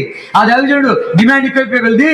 అయ్యా ఇప్పుడు ప్రింట్ చేసేది ఇప్పుడు, మీకు ఓడలు వచ్చేది ఇప్పుడు, టైం పడుతుందని చెప్పి వేరే సంస్థలకి ఇచ్చారు ప్రింట్ చేయమని చెప్పి. బైబిల్ సొసైటీ ఖాళీ చేసి పడేశాడు. అర్థమైందా? బైబిల్ సొసైటీ ఖాళీ చేసేసాడు. ఈ పఠింప శ్రేష్ఠ గ్రంథం బైబిల్ అని చెప్పి ఆయనకి కీర్తన 119లో ఎన్ని వచనాలు ఉన్నాయి? 176 వచనాలు ఉన్నాయి. ఈ 176 వచనాలు ఉన్నాయి. నీవు కానీ ఒక బైబిల్ లేకపోతే 176 సార్లు సిగ్గుపడు అనేవాడు. 2 వచనాలు మినహాయించి మిగిలిన వచనాలు కూడా బైబిల్ గురించి మాట్లాడింది, దేవుని వాక్యం గురించి మాట్లాడబడింది. కనుక ఈ యొక్క ఏం చేస్తావు నువ్వు? నీ దగ్గర బైబిల్ లేకపోతే 174 సార్లు సిగ్గుపడు అని చెప్పాడు. సేవకులుగా ఉంటే, సేవకుల పిల్లలుగా ఉంటే మీకు బైబిల్ లేకపోతే రెట్టింపు సిగ్గుపడండి అని చెప్పేవాడు. బైబిల్ అంతా ఘనపరిచిన వాడు. ఆ మనుషుడు మారుమూసి పొందగానే ఈ బైబిల్ చదువుతుంటే ఏమన్నాడు? మొదటి 5 పుస్తకాల్లోనే 584 సార్లు దేవుడు పలికిను, దేవుడు చెప్పెను, దేవుడు సెలవిచ్చును, దేవుడు మాట్లాడును అని చెప్పి ఈ మాటలు 584 సార్లు ఉన్నాయని చెప్పి, ఇట్లాంటి గ్రంథం ప్రపంచంలో కూడా చూడలేదని చెప్పి, దేవుడు మాట్లాడే గ్రంథము, నడిపించే గ్రంథము, చెప్పే గ్రంథము, నీ యొక్క జీవితానికి సరిపోయే గ్రంథం అని చెప్పి ఆ బైబిల్ గ్రంథాన్ని ఘనపరిచాడు. ఈ బైబిల్ ఎంతబడి తీసుకోబో అడిగిపోయినప్పటికీ కనుక దాని కొరకు సంచులు ఇచ్చాయి. ఆ సంచులు బైబిల్ తీసుకుని పైకి మన చెత్త చెదలు మాట్లాడుకోకుండా చదువు, ఈ గ్రంథాన్ని చదువుతురా, కంఠస్థం చేయి అని చెప్పి బైబిల్ కనపరుస్తూ ఇచ్చాడు. నీ ఇంట్లో ప్రతి ఒక్కడికి బైబిల్ ఉండదా? వాడికి ఒక బొమ్మ ఇచ్చావు కదా, వాడికి బట్టలు ఇచ్చావు కదా, వాడికి ప్లేట్ ఇచ్చావు కదా, వాడికి గ్లాస్ ఇచ్చావు కదా, అన్ని నా ఉంటాడు కావాడు. ఈ ప్లేట్ నాది అంటాడు, ఈ బట్టలు నావంటాడు, ఈ బొమ్మలా ఉంటాడు. ఆర్తిగా ఈ బైబిల్ నాది అనేది ఓ బైబిల్ వాడికి చిన్నప్పటి నుంచి వాడు బైబిల్ చెప్పనేం పర్వాలే చేసేటుంది. ఆ రీతిగా ప్రతి ఒక్కరి దగ్గర బైబిల్ ఉండాలని చెప్పి బైబిల్ని ఘనపరిచినటువంటి మహానుభావుడు. అర్థమైందా? తర్వాత ఆరాధన ఆరంభించినటువంటి వాడు. ఈ ఆరాధన గంటలు ఆరాధనలు ఎంతమంది వచ్చాక అలాగే నమ్మడం అంతే. ఆరాధనకి రావడము, ఆ ఆరాధన సమయంలో ఇశ్రాయేలు చే స్తోత్రం మీద ఆశీర్వదించిన పరిశుద్ధ దేవుడు అలంకరించబడిన రాజు ఎత్తి ఉంటుండగా, ఆయన కనబరుస్తుంటుండగా, హెచ్చిస్తుంటుండగా, ఆయన మహిమపరుస్తుంటుండగా వచ్చినట్టే మారుమూసి పొందడమే. ఆ దేవుడికి సన్నిధి అంత బలంగా ఉంది. ఆ దేవుడిని కనబరుస్తుంటే వాడు రారా అని చెప్పారు. వాడు నరహంతకుడు. ఇట్లాంటి మీటింగ్స్ చాలా చూసాను పోమంటున్నాడు స్నేహితులు పిలుస్తుంటే కనుక లేదు రారా, ఇది వేరే సంగతి రా చూస్తురారా అంటే బలవంతాన వచ్చాడు. అట్లాంటి వాడిని చంపి వాడిని పొట్టబేగలు తీసుకొని ఆ సత్యుడిని బాధ్యత చేసిపోయి, నీ పెరుగుడు నేను చంపాను, వాడిని పొట్టబేగలివి వండు తింటా అన్నాడు. అంత దుర్మార్గుడు. అట్లాంటి వాడు పట్టుకొస్తే వాడు చేశాడు, కూర్చొని ఒక కాలు మడత పెట్టుకొని ఒక కాలు చాపుకొని వాడికి ఆనుకొని కూర్చున్నాడు. ఏం చెప్తాం చూస్తామని చెప్పి చూస్తాండి. ఆ గోడ నెడుతుంది వాడిని. ఆ గోడ ఏంటే గోడ నెడుతుంది, నా మీద పడుతుంది. ఒరే నరహంత కూడా ఇప్పుడు నీ మీద పడితే సస్తే అడిగిపోతా చెప్పురా. ఆ గోడ మాట్లాడుతూ ఉంది. ఆరాధన వేళలో మాట్లాడుతుంటే అక్కడే మారుమూసి పొందాడు. మహిమదాస్ అని పేరు పెట్టుకున్నాడు. హెబ్రోన్ నీటి సరఫరా విషయంలోమి, లేదా కరెంటు విషయమేమి, ఆ మైకులు వచ్చేసే విషయంలోమి ఆ మనుషుడు బాధ్యత వహించి కొన్ని ఏళ్ళ నుండి మహిళకి వెళ్ళిపోయాడు. ఇట్లాంటి ఏం చెప్పగలము? ఆరాధనలోనే మారుమూసి పొందారు, రక్షించబడ్డారు. కనుక ఈ ఆరాధన విలువ తెలియకుండా ఆరాధన అయిపోయిన పోతాం లేరా, ఈ చివరి ప్రసవంలో పోతాం అనేవాడు ఎంతమంది లేరు. దాని విలువ గుర్తిస్తే కదా నిన్ను ప్రేమించి ప్రాణం పెట్టినటువంటి వాడి కొరకు ఏమిస్తావు నువ్వు? కనీసం ఒక థ్యాంక్స్ అని చెప్పలేవా? కనీసం ఆరాధించలేవా? ప్రభువా ఇంత ప్రేమతో నన్ను ప్రేమించావు, ఏమి ఇవ్వగలనయ్యా అని చెప్పి 2 మాటల కొరకే ఎదురు చూస్తున్నాడే. కనుక ఆరాధన వేళ అంత అవసరం. మద్రాసు పట్టణంలో ఆరాధనకి నేను వెళ్ళాను, 64లో చూస్తామని చెప్పి వెళ్తే వాళ్ళు ఆరాధన చూసి వెళ్ళి తన్మైండ్ అయిపోయినా, కళ్ళ నీళ్ళు వచ్చేసాయి. నాకు ఏం చెప్పాలో అర్థం కాకపోయింది. నాకు అర్థం కాకపోయింది. గొప్ప గొప్ప దైవజులను ఆయనకి చేతికి ఇస్తూ వచ్చాడు. వాయిద్యగాడిని ఇచ్చాడు, తర్జుమా చేసేవాడిని ఇచ్చాడు, పాటగాడిని ఇచ్చాడు. ఎంతమంది ఇచ్చాడు? ఎందుకంటే ఆ దేవుడికి అంత ఇష్టంగా ఉంది ఆయనకి జీవితం, అంత ప్రీతికరంగా ఉంది కాబట్టి, అంత ఇష్టం ఉంది కాబట్టి అందరూ ఇచ్చాడు. వాద్యగాళ్ళు ఇచ్చాడు, తర్జుమా చేసేవాళ్ళు వచ్చారు, పాట కట్టేవాళ్ళు వచ్చారు, గాయకులు వచ్చారు, ఎంతలో వచ్చారు. సమాజం వచ్చేసింది. మేము అనుకునేవాళ్ళం, మా కుర్రోళ్ళు మాట్లాడుకునేవాళ్ళము, భక్సి గారు అడుగులోకి పోయి నిలబడి బైబిల్ తెచ్చాయంటే ఎక్కడి నుంచి వస్తాడు కానీ వాద్యగాడు వచ్చేస్తాడు, తర్జుమా చేసేవాడు వచ్చేస్తాడు, సమాజం కూడా వచ్చేస్తుంది అనేవాళ్ళు మేము. ఎందుకంటే అది చూసాం కదా మేము. దేవుడు అంతగా ఆయన వాడుకుంటూ వచ్చాడు, అంత గొప్పగా బలమైనదిగా వాడుతూ వచ్చాడు. ఎట్లాంటి గాయకులు ఇచ్చాడు? రేడియో గాయకులు అట్లాంటి వాళ్ళని ఇచ్చాడు. వాళ్ళు రేడియోలు పోతే పైకి వెళ్ళిపోతారు, అట్లాంటి వాళ్ళని ఇచ్చాడు. తర్జుమా చేసేవాడిని ఇచ్చాడు, పాటలు కట్టేవాళ్ళని ఇచ్చాడు, పాటలు రాసేవాళ్ళని ఇచ్చాడు. మోసస్ జాన్ అని ఆయన ఉన్నాడు, ఆయన ట్యామిల్లో తర్జుమా చేస్తాడు. ఆయన ట్యామిల్లో తర్జుమా చేస్తూ ఉంటాడు. ఈ వర్తమానం మీద ఒక పాట లోపల కడతానే ఉంటాడు. అర్థమైందా? పాటకి అర్థం అంటాడు. అన్నయ్య ఇప్పుడు ఇచ్చిన వర్తమైన పాట పాడాలంటే పాడంటాడు, పాడేస్తాడు. 4 చరణాలు పాడేస్తాడు. అర్థమైందా? అట్లాంటి వాళ్ళు ఇచ్చాడు. నేటి మన యొక్క మన పాడే పాటలన్నీ ఎక్కడి నుంచి వచ్చాయనుకుంటేవి ఈ డిగ్రీ చివి పాట కాదు. అవి దైవాత్మ ప్రేరేపణతో వాక్య వెలుగులో వాక్యాలు ఆధారం చేసుకొని, వర్తమానం ఆధారం చేసుకొని వచ్చినటువంటి వాక్యాలు అవన్నీ పాటలోనే అవన్నీ. కనుక ఇంకో దాసుడు ఉన్నాడు, ఆయన అంటాడు వర్తమానం కానీ అన్నయ్య నేను ఆ గేట్ వరకు నడిచి వస్తానని చెప్పి ఆ గేట్ వరకు వెళ్ళి అక్కడి నుంచి 4 చరణాలు పాడుకుంటూ వస్తాడు. దాని గురించి ఇచ్చిన వర్తమానం మీద. అలాంటి వర్తమానం మీద పాడిన పాటలు ఇవన్నీ. అర్థమైందా? అట్లాంటి దైవజనులు ఇచ్చాడు, అట్లాంటి రాగాలు ఇచ్చాడు, తర్జుమా చేసేవాడు ఇచ్చాడు. కనుక ఏం చేశాడు? అంత గొప్పదైనటువంటి కార్యం గావించబడుతూ వచ్చింది ఆ మహానుభావుల ద్వారా. బహిరంగ సువార్త ఏ సంస్థ చేయనటువంటి సువార్త. బహిరంగ సువార్తను ఇచ్చాడు. ఆ సువార్త కార్యం ఎట్లుంది? గౌను తొడుక్కొని గౌను మీద వాక్యాలు, ఫ్లాష్ కార్డ్ పెట్టుకొని వాటి మీద వాక్యాలు చూసేట్లుంది. ఊరేగింపు, అలంకరించుకొని పో, పరిశుద్ధ అలంకారం ధరించుకొని పో, అందరూ చదువుకొని నిన్ను చదవని అని చెప్పి ఆ రీతిగా సువార్త సేవ అంత ఘనంగా జరుగుతూ వచ్చింది. ఒక కాన్వకేషన్ నాకు జ్ఞాపకం ఉంది. ఒక కాన్వకేషన్లో బయలుదేరినారు, లోపల నుంచి హైదరాబాద్ బయలుదేరి ఒక పెద్ద రౌండ్ వేసుకొచ్చాడుగా. ఈ తోక ముగించబడుతుంది, వస్తూ ఉంటారు ఇంకేడు. అది లోపలికి వస్తాం అంటే ఏంటి? మొత్తం ఆ యొక్క ఊరేగింపు మొత్తం అసలు రౌండ్ అంతా ఉంది. అంతమంది 84, 85 జ్ఞాపకం లేదు. అది చివరి కాన్వకేషన్ 84 అనుకుంటా. 25,000 మంది వచ్చారు. 25,000 మంది. అంతమంది ఓపెనర్ అంటే అట్లా తీసుకో. ఎక్కడిది ప్రజంతా అని ఆశ్చర్యపోతున్నారు. ఓపెనర్లు ఎంతమంది పట్టుబడుతూ వచ్చారు. దేవుని వాక్యాన్ని కనపరిచాడు, దేవుని ఇంటిని కనపరిచాడు, దేవుని ఇంటి ప్రత్యక్షత పొందినాడు. అర్థమైందా? సాధు సుందర్ సింగ్ సువార్థికుడు కొత్త నిబంధన తీసుకునేవాడు. దైవజనుడు భక్సింగ్ గారు ఆయన పూర్తి బైబిల్ పట్టుకున్నటువంటి వాడు, సంఘాలను నిర్మాణం చేసినటువంటి వాడు, సంఘ ప్రత్యక్షత ఇచ్చినటువంటి వాడు. ఇది దేవుడి కుటుంబము. అందుకని దానికి ఏమైంది? ఓ మోటో పెట్టుకున్నాడు.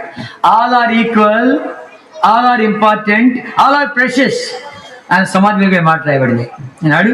ఆల్ ఆర్ ఈక్వల్, అందరూ సమానమే. ఆల్ ఆర్ ఇంపార్టెంట్, అందరూ ప్రాముఖ్యమైన వాళ్ళే. ఆల్ ఆర్ ప్రెషస్, అందరూ అమూల్యమైన వాళ్ళే, అందరూ అవసరమైన వాళ్ళే.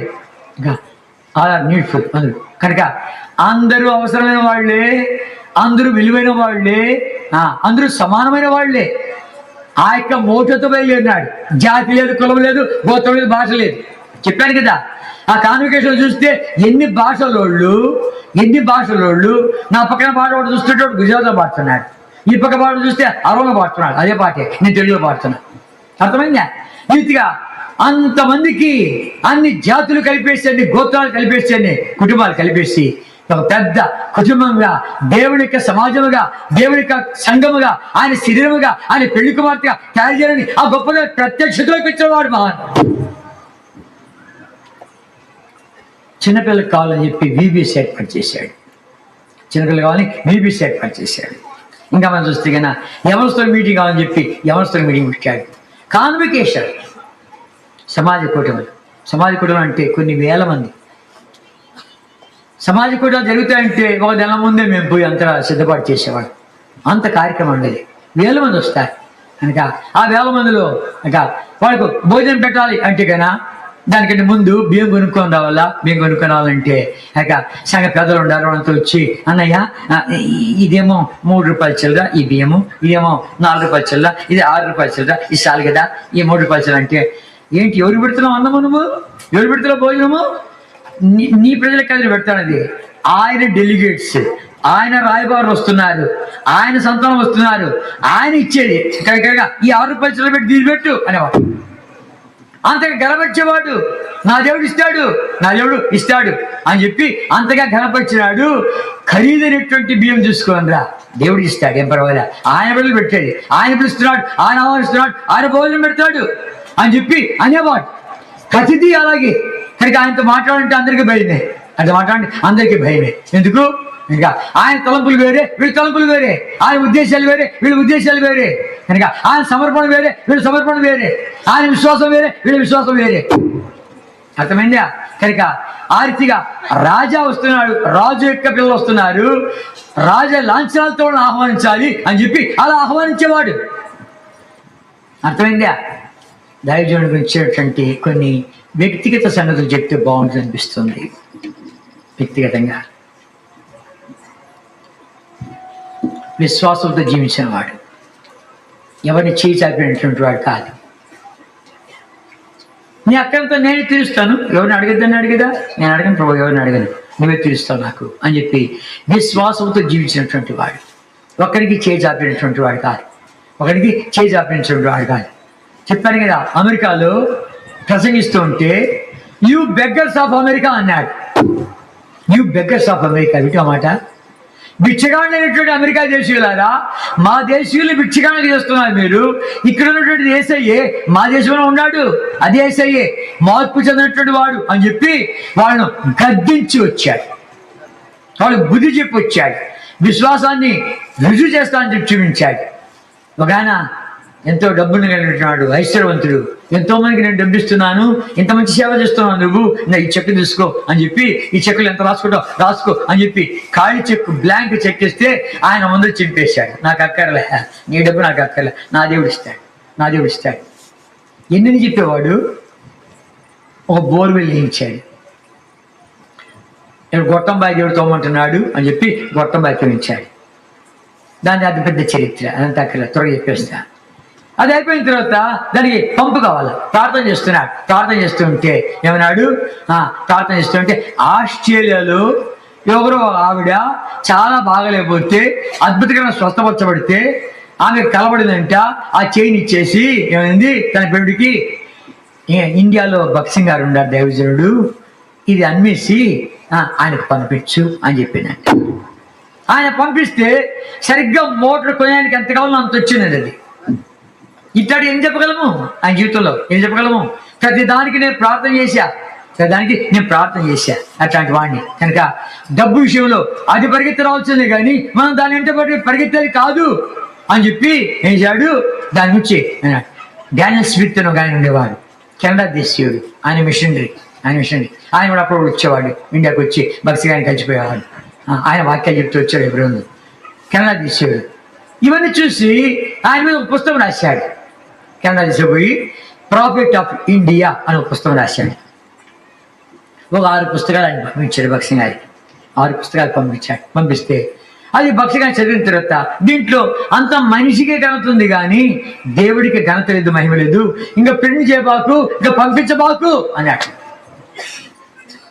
అది ఆయా చేతుల్లో పడిపోయి శిథిలావస్థలో ఒకటి నాకు దొరికింది. అమ్మమ్మ దొరికింది నాకు ఇది అని చెప్పింది. దాన్ని ఏదో కొంచెం మార్చిపోయిన అక్షరాలు మార్చిపోయిన, కొంచెం చదవబడ్డాన్ని చినిపోయి ఇట్లా ఉంది, దాన్ని ఏదో దొరికని చెప్పి టైప్ చేయించి పెట్టాను. దాంట్లో రాస్తారా మనుషుడు, ప్రపంచవ్యాపకంగా నేను తిరిగాను, గొప్ప గొప్ప దైవజనులతో నాకు సహవాసం ఉంది, వాళ్ళ పరిచయం చూశాను. వాళ్ళు ఏమైనా కార్యక్రమాలు తలపెట్టాలంటే గన ఏం చేసేవాళ్ళు, మనం ఫలానా కార్యక్రమం తలపెట్టాము కనుక మనం డబ్బు కావాలి, రేజ్ ది ఫండ్స్, ఇంకా డబ్బు కావాలి, ఇంకా దీని కొరకు మనము మీరు ఇంకా విరాళం ఇవ్వాలి అని చెప్పి ఆనందంగా చూశాను. కానీ వాళ్ళకంటే గొప్పదని కార్యం చేసినట్టు ఈ మనుషుడు ఒకసారి నా పులిమిడి మీద నుండి నాకు డబ్బు కావాలని చెప్పి తన నోటమ్మడి మాట రాగా వినలేదు. వాళ్ళు చేసిన దానికంటే గొప్పదని కార్యం మనుషుడు చేశాడు అని రాశాడు. అర్థమైందా? ఆయన పేరు పెట్టుకొని బతుకుతున్నాం మనం. అప్పుల పాలు కావద్దు.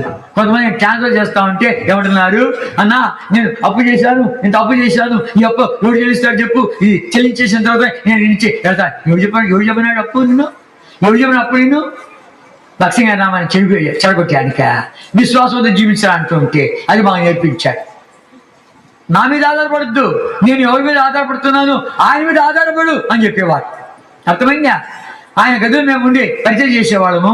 ఎవరు నమ్మడు, అన్న లోపల రానివాడు.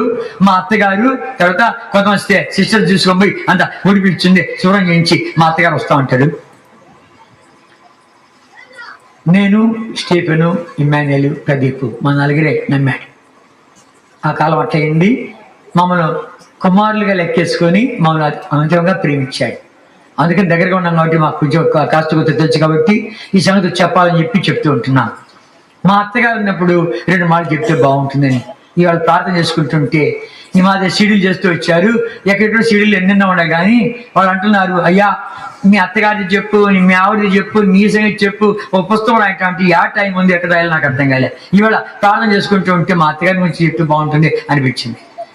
మా అత్తగారు పంజాబీ దేశీయురాలు, సిక్కు మతస్థురాలు, నిషత్తర్ కౌర్ అని పేరు. ఆ పేరు నిషత్తర్ కౌర్. వాళ్ళు కౌరు అంటే వాళ్ళ యొక్క వెనక వాళ్ళ యొక్క బిరుదులవి కౌరుది, ఆ జాతి కౌరు చాది. సరే, ఆమె మా మామగారు ఆయన రైల్వే వర్కర్. బ్రిటిష్ కాలంలో వాళ్ళు ఆఫ్రికాకి తీసుకుపోయారు. బ్రిటిష్ లైన్ లేదని చెప్పి దాని కొరకని ఇటు తీసుకుపోయారు. వర్కర్స్గా కొంతమంది తీసుకుపోయారు. దాంట్లో మా అత్తగారు వెళ్ళారు. మా ఆవిడ చిన్న బిడ్డ, పసిబిడ్డ, నెలల బిడ్డ. ఇంకొక అక్క ఉంది ఆమెకు. ఆమె 3 ఏళ్ళ బిడ్డ. ఈ బిడ్డ బాగలేదని చెప్పి డాక్టర్ దగ్గరికి పోతుంది. అక్కడ ఆఫ్రికాలో డాక్టర్ దగ్గరికి పోతుంటే అక్కడ ఆఫ్రికా దేశంలో అరే చాలా మంది ఇండియా నుండి వచ్చారు, వాళ్ళ దేశం వాళ్ళ భాషల కొరకని కరపత్రులు తెప్పించి పెట్టింది. ఎవరు? ఆ డాక్టర్ అమ్మ. ఆమె పేరు డాక్టర్ డౌన్ షో. ఆమె అని మందులు తీసుకున్న తర్వాత ఒక కరపత్రి తీసుకొని భాష తీసుకోమంటే అది తీసుకొని బయటకు తీసుకొచ్చి ఇది మనకెందుకని చెప్పి నలిపి పడేసింది మా అత్తగారు. మరుసటి మళ్ళీ మందుకు వచ్చేవాడు, బాగుందా ఆ కరపత్రిక అని బాగుందమ్మా, లేకపోతే మంచి మంది అవుతామో అని చెప్పి బాగుందమ్మా అని అయితే కూడా చూసిపోయాను. 3 తీసుకుపోతూ నా తండ్రి దాంట్లో ఏముంది అని అడిగితే మళ్ళీ నేను చెప్పాలని చెప్పి నలిపి పడేకుండా దాన్ని చేసపోయి చదివింది. అరే బాగానే ఉంది ఇది అని చెప్పి అని ఇంకేం చేసింది, ఇంకా అది బాగానే ఉంది అని చెప్పి 4-5 రకాల కరపత్రులు తీసుకుపోయి కరపత్రికల ద్వారానే మా అత్తగారు మారుమనసు పొందారు. అర్థమైందా? ఇక ఆ డాక్టర్ డౌన్ షో సహాయపడుతూ వచ్చింది. అతిగా మారుమనసు పొందే కొద్ది పంజాబ్ వాళ్ళు ఎట్లాంటి వాళ్ళు అంటే యవనస్తులు ఏ ఫ్యాషన్ చేయకూడదు. అమ్మాయిలు పెళ్ళైన తర్వాత తన పెరుగుడికి ఏది ఇష్టమో అవన్నీ వేసుకో. అయితే మన దేశం ఎట్లాంటిది, మన ప్రాంతము పెళ్లి కాకముందే అన్ని ఫ్యాషన్లు చేసి ఎరగబడి తిప్పలబడి నోడు ఎత్తుకోబోయి ఇన్ని కథలు చెప్తున్నాయి. నేను పంజాబ్ పోయాను 64 స్వార్థ సేవకు. ఎవరిస్తుంది అట్లా ఉండాలి. ఏంటంటే వీళ్ళని ఫ్యాషన్ చేయడానికి కదా అది చెప్పారు అన్నమాట. వీళ్ళు ఫ్యాషన్ చేయకూడదు, పెళ్ళైన తర్వాత వాళ్ళ పెళ్ళిడికి ఏది ఇష్టమో అది వేసుకో, ఆయన సంతోషపెట్టు. అది అసలు సంగతి. ఇప్పుడు ఎరగబడిపోయి ఎత్తుకోబడి తిప్పలబడి నేను చీ అట్లాంటిది మా అత్తగారు నెమ్మదిగా సింపుల్ సిటీ వచ్చేసింది. నాకు అలా తీసేస్తుంది, అన్ని పోతుంది. అంటే ఏంటి నీ వాలకం కొంచెం మారింది అన్నాడు మా మామగారు. చెప్పేసింది ఎత్తిగా, నేను యేసుప్రభువుని నమ్మానయ్యా, మంచి దేవుడు, క్షమించాడు, ప్రేమ గలవాడు మాట అంటుంటే కత్తి తీశాడు. అంతే. కత్తి తీగానే మా అత్త అంటుంది, ఆ కత్తి తీగానే చూశాను, సృహదొప్పి పడిపోయాను. తర్వాత కళ్ళు తెచ్చి చూస్తే హాస్పిటల్లో ఉన్నాను, రక్త బట్టలతో ఉన్నాను. నా ముక్కు కోసేశాడు, నా చెవులు కోసేశాడు. గురుద్వారా నుండి మనకి ఎట్లా చర్చ్ అంటామో సాహిబుల్ మసీద్ అంటారు, వాళ్ళకు గురుద్వారా అని వాళ్ళ టెంపుల్, వాళ్ళ ఆలయం పేరు గురుద్వారా. అక్కడ ఉన్న పూజారి తీసుకొచ్చి ఎతిగా చెప్పు, ఆ ఏసైని వదిలిపెడతావులే చెప్పు అని కొద్ది మా అత్తగారు సహవాసం లేని దినాల్లో, గ్రంథం లేని దినాల్లో ఆమె చెప్పిన మాట మాట్లాడుతుంటే ఆశ్చర్యపోతావు. నేను సిక్కుమతస్తురాలని కాను, నేను యేసయ్య బిడ్డను. నేను చనిపోయినా, నా శవం బజార్లో పడినా, అయ్యో మా మతస్థురాలు చచ్చిపోయింది చెప్పి ఒక 2 మీటర్ల బట్ట తీసుకొచ్చి నా స్వామి మీద కప్పడించే పనిలే, మున్సిపాలిటీ వాళ్ళు లాక్కపోయినా పర్వాలే, కుక్కలు లాక్కపోయినా పర్వాలే, నేను నా దేవుని దగ్గరికి పోతున్నాను, నేను సిక్కు మతస్థురాలు కాను, క్రైస్తవురాలను అని చెప్పి వింటివా మాట. అప్పుడు పెద్దమ్మాయిని తీసుకున్నాడు, చిన్నమ్మాయిని పెట్టేశాడు. నెలలు బిడ్డ చిన్న పెట్టేసి వెళ్ళిపోయాడు. ఇది పెద్ద చరిత్ర. అదంతా చెప్పాలంటే ఇప్పుడు టైం కాదు, భక్సింగ్ గారు చెప్పాలని చెప్పి ఈ మొదలు. ఆమె డాక్టర్ డౌన్స్ నిన్ను ఇక్కడ చంపేస్తారు, ఇక్కడ వద్దు, నువ్వు నీ మతస్థుడే భక్సింగ్ గారు గొప్ప దైవ సేవ చేస్తున్నాడు, నేను ఉత్తరం రాసి పంపిస్తాను, నువ్వు వెళ్ళు, అక్కడున్న క్షేమంగా అని. అప్పుడు ఆ ఉత్తరం రాసి పంపిస్తే మద్రాసు పట్టణంలో ఓడరేవుకి వచ్చి మార్టిన్ గారు, తర్వాత ఇంకెవరు నోయల్ బారు గారు, అలా ముగ్గురు నలుగురు వచ్చి ఓడరేవులు ఆమెను స్వీకరించారు. అప్పుడు మా ఆవిడ 6 నెలల బిడ్డ, అలా పెరుగుతూ వచ్చారు వాళ్ళు. ఇక్కడ వాళ్ళు భక్సింగ్ గారి యొక్క ఆ సేవలో రీతిగా ఆయన అండలో పెరుగుతూ వచ్చారు. ఆమెను నాకు కట్టాడు భక్సింగ్ గారు. అర్థమైందా? అది సంగతి. సరే, దేవుడు భక్సింగ్ గారి దగ్గరికి వస్తాను ఇప్పుడు. చాలు ఈ సంగతి, ఇంత చాలు. అది ఒక పెద్ద చరిత్ర, ఇంకెప్పుడైనా అవకాశం వస్తే చెప్తాను.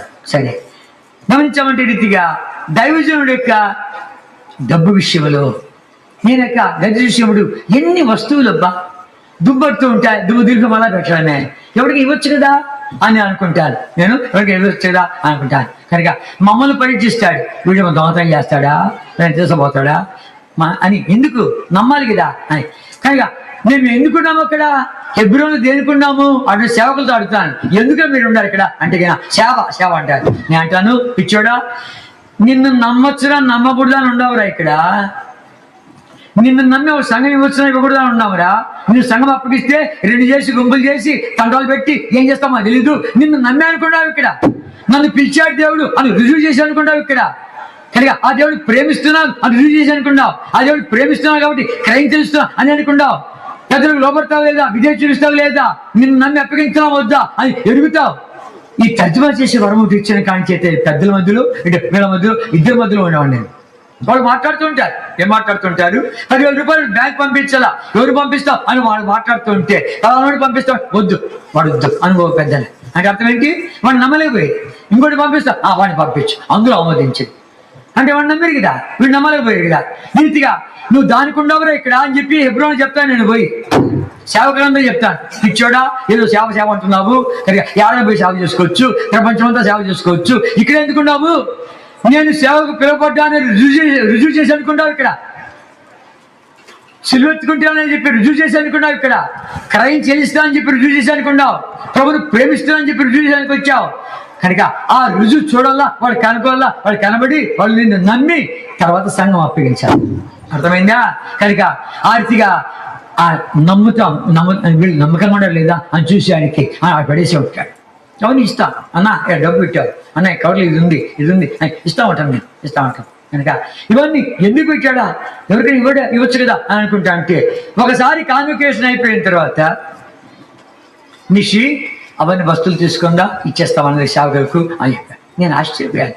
అన్నీ తీసుకొచ్చా, సూట్ కేసులు, సూట్లు, ఇక డ్రెస్సులు ఎన్నెన్నో ఉండే బోర్డుని అన్ని వరుసగా పెట్టు వీళ్ళని వరుసలో పెట్టి ఒక సేవకుడికి ఇస్తాం అంటుంటే, ఆ సేవకులు ఎట్లాంటి వాళ్ళు అంటే వాళ్ళు వరుసలో ఉట్టు మరి అది వీడికి వస్తుంది, ఇది వీడికి వస్తుంది, అది నాకు కాదు, నువ్వు ముందురా అది వరుస, ఇది అది నాకు కాదు, ఇది మా సంగతి. అర్థమైందా? కనుక అందరికి ధారాళంగా ఇచ్చాడు. ఆశ్చర్యపోయాను. అర్థమైందా? ఆయన ప్రార్థన పెరుగు. మేమంతా అలసిపోయి వచ్చిన ఎన్ని మీటింగులు, ఉదయకాలం బ్రేక్ఫాస్ట్ వస్తాములు, మధ్యాహ్నం భోజనం వస్తాములు, ఉదయకాలం మీటింగ్ వస్తాములు, సాయంకాలం మీటింగ్ మోస్తాములు, ఆ తర్వాత రాత్రి మోస్తాములు మీటింగ్, పండుకునే మోస్తాములు. ఇంత అలసిపోయి మేము పండుకుంటే ఆయన మోకాళ్ళు వస్తాడు. ఆశ్చర్యం. ఆయన నేను ఇద్దరు పండుకునే దినాలు ఉన్నాయి, ఒకే మంచం మీద పండుకునే దినాలు ఉన్నాయి. నేను కదిలితాను లేస్తాడు అని చెప్పి కిక్కురు పండుకున్నాడు. గుర్రకలు నిద్రపోతాడు మనుషుడు అలసిపోయి. తెల్లవారుదాం లేస్తాడు, ఈ ముసలికి నిద్ర రాజేరా తండ్రి అనుకుని నేను లేచి మోకాళ్ళు పండుకునేవాడిని. లేకపోతే ఏం బాగుంటుంది అని చెప్పి లేచి నేను మోకాళ్ళు పడుకున్నాను. ఆయన పడతా చేస్తూ ఉంటున్నాను. అర్థమైందా? అది మా జీవితం. భీమవరం దగ్గర గణపవరం ఉంది. భీమవరం దగ్గర ఉండి భీమవరం గణపురం ఒక ఉంది, ఆ ఊరి దగ్గర చిన్న మీటింగ్. ఆ మీటింగ్ వరకు అంతా అలసిపోయాం, భోజనం చేసాము. వాళ్ళంతా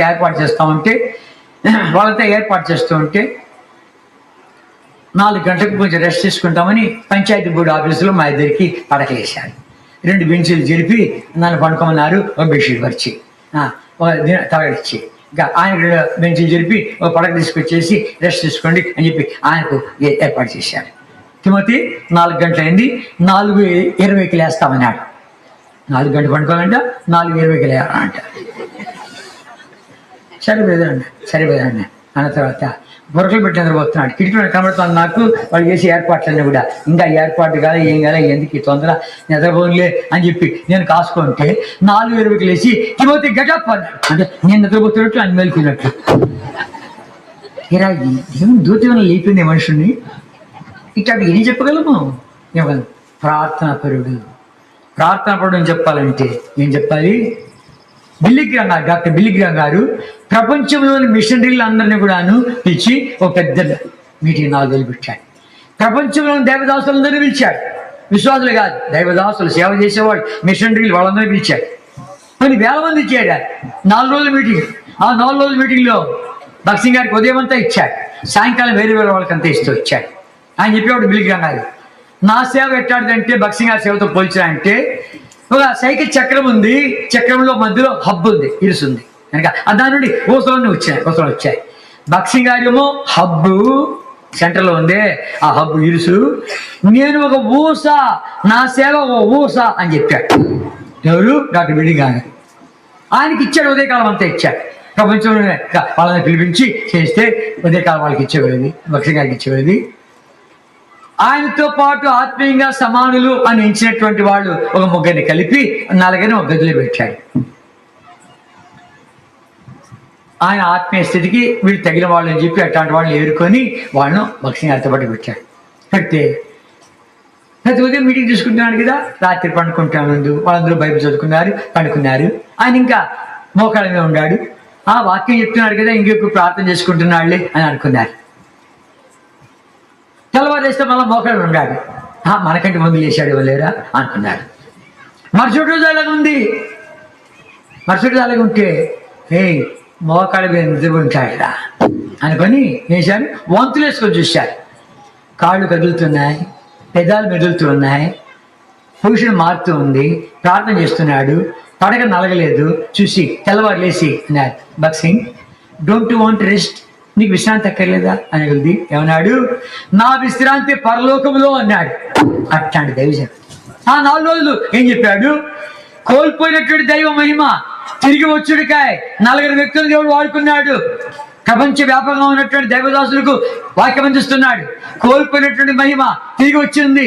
ఈకపోదు అంటే ఏలి కాలంలో ఏలి ప్రధాన యాజకుడు కనుక పిల్లలు దుర్మార్గులు, ఏలి కుమార్ దుర్మార్గులు ఉంటుండగా దేవుడు మందిరానికి బలి తీసుకొచ్చేవాళ్ళు భయపడుతూ ఉంటుండగా, ఈ వద్దని అంటుండగా అవాచ్యమైన కార్యాలు జరుగుతూ ఉంటుండగా, వాళ్ళు హెచ్చరికగా గద్దించకపోతుంటుండగా ఫిలిస్తీన్లు వచ్చి యుద్ధమానికి వస్తే వాళ్ళది మందసాన్ని తీసుకుని యుద్ధానికి పోగా ఆ యుద్ధంలో ఓడిపోయి ఆ ఫిలిస్తీన్ మందసాన్ని పట్టుకోలేకపోగా ఏలి కొడుకులు ఇద్దరు చచ్చిపోగా ఏలి వార్తని మందసం పట్టుబడి కానీ వెనక్కి తగ్గి ఆ యొక్క స్తోరకాడు వాడు చచ్చిపోగా ఆ చచ్చిపోయినటువంటి కుమారులు భార్య కంటూ ఉంటుండగా అమ్మ నీ కొడుకు పుట్టాడు ఉంటుండగా మీ పెళ్లి చచ్చిపోయినాడు యుద్ధంలో మందసం పట్టుబడిపోయింది అంటుంటే వీడికి ఈకాబోధని పేరు పెట్టు ఇశ్రాయేలు మహిమ పోయింది అని చెప్పి ఆ పేరు పెట్టాను.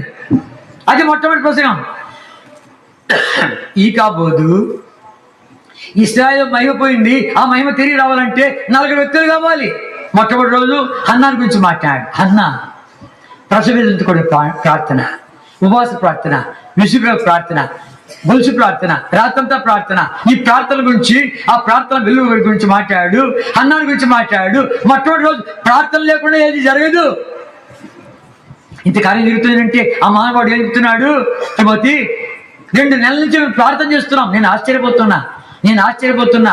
ఇట్లాంటి మీటింగ్ ఎప్పుడు నేను చూసుకోలే అంటే అర్థం ఏంటి? వరుసగా నేను చూసుకోలే. ఇట్లాంటి మీటింగ్ పెడితే 2-3 సేవలు పిలుచు వాళ్ళు మాట్లాడి అని అంటాను, కానీ నాకు అలసట రావడం లే. ఎందుకు? ప్రార్థన వెనకాల ఉంది కాబట్టి. ఇట్లాంటి మీటింగ్లు ఎప్పుడు నేను పెట్టలే, వరుసగా నేను పెట్టలే. కనుక 2-3 సేవకులు ఉంటే వాళ్ళు ఒకటి వీళ్ళు ఒకటి వాళ్ళు ఒకటి చూసుకుంటాడు, కానీ మొత్తం నేనే చూసుకునేట్టుగా నాకు అలు కూడా రావడం లే. నేను చూసి ఆశ్చర్యపోతున్నా. అర్థమైందా? కనుక ఆ రీతిగా ఏనాడు ప్రార్థన వెనకాల ఆ ప్రార్థన అదైపోయిన తర్వాత ఏమన్నాడు? రెండవ రోజు మాట్లాడాడు, సమయం నుంచి మాట్లాడు. సమయం ఎవరు? దేవుడు స్వరం వినవాడు. దేవుడు స్వరము విను, దేవుడు మాట్లాడతాడు అని చెప్పి దేవుడు మా స్వరాన్ని గురించి మాట్లాడుతూ వచ్చాడు.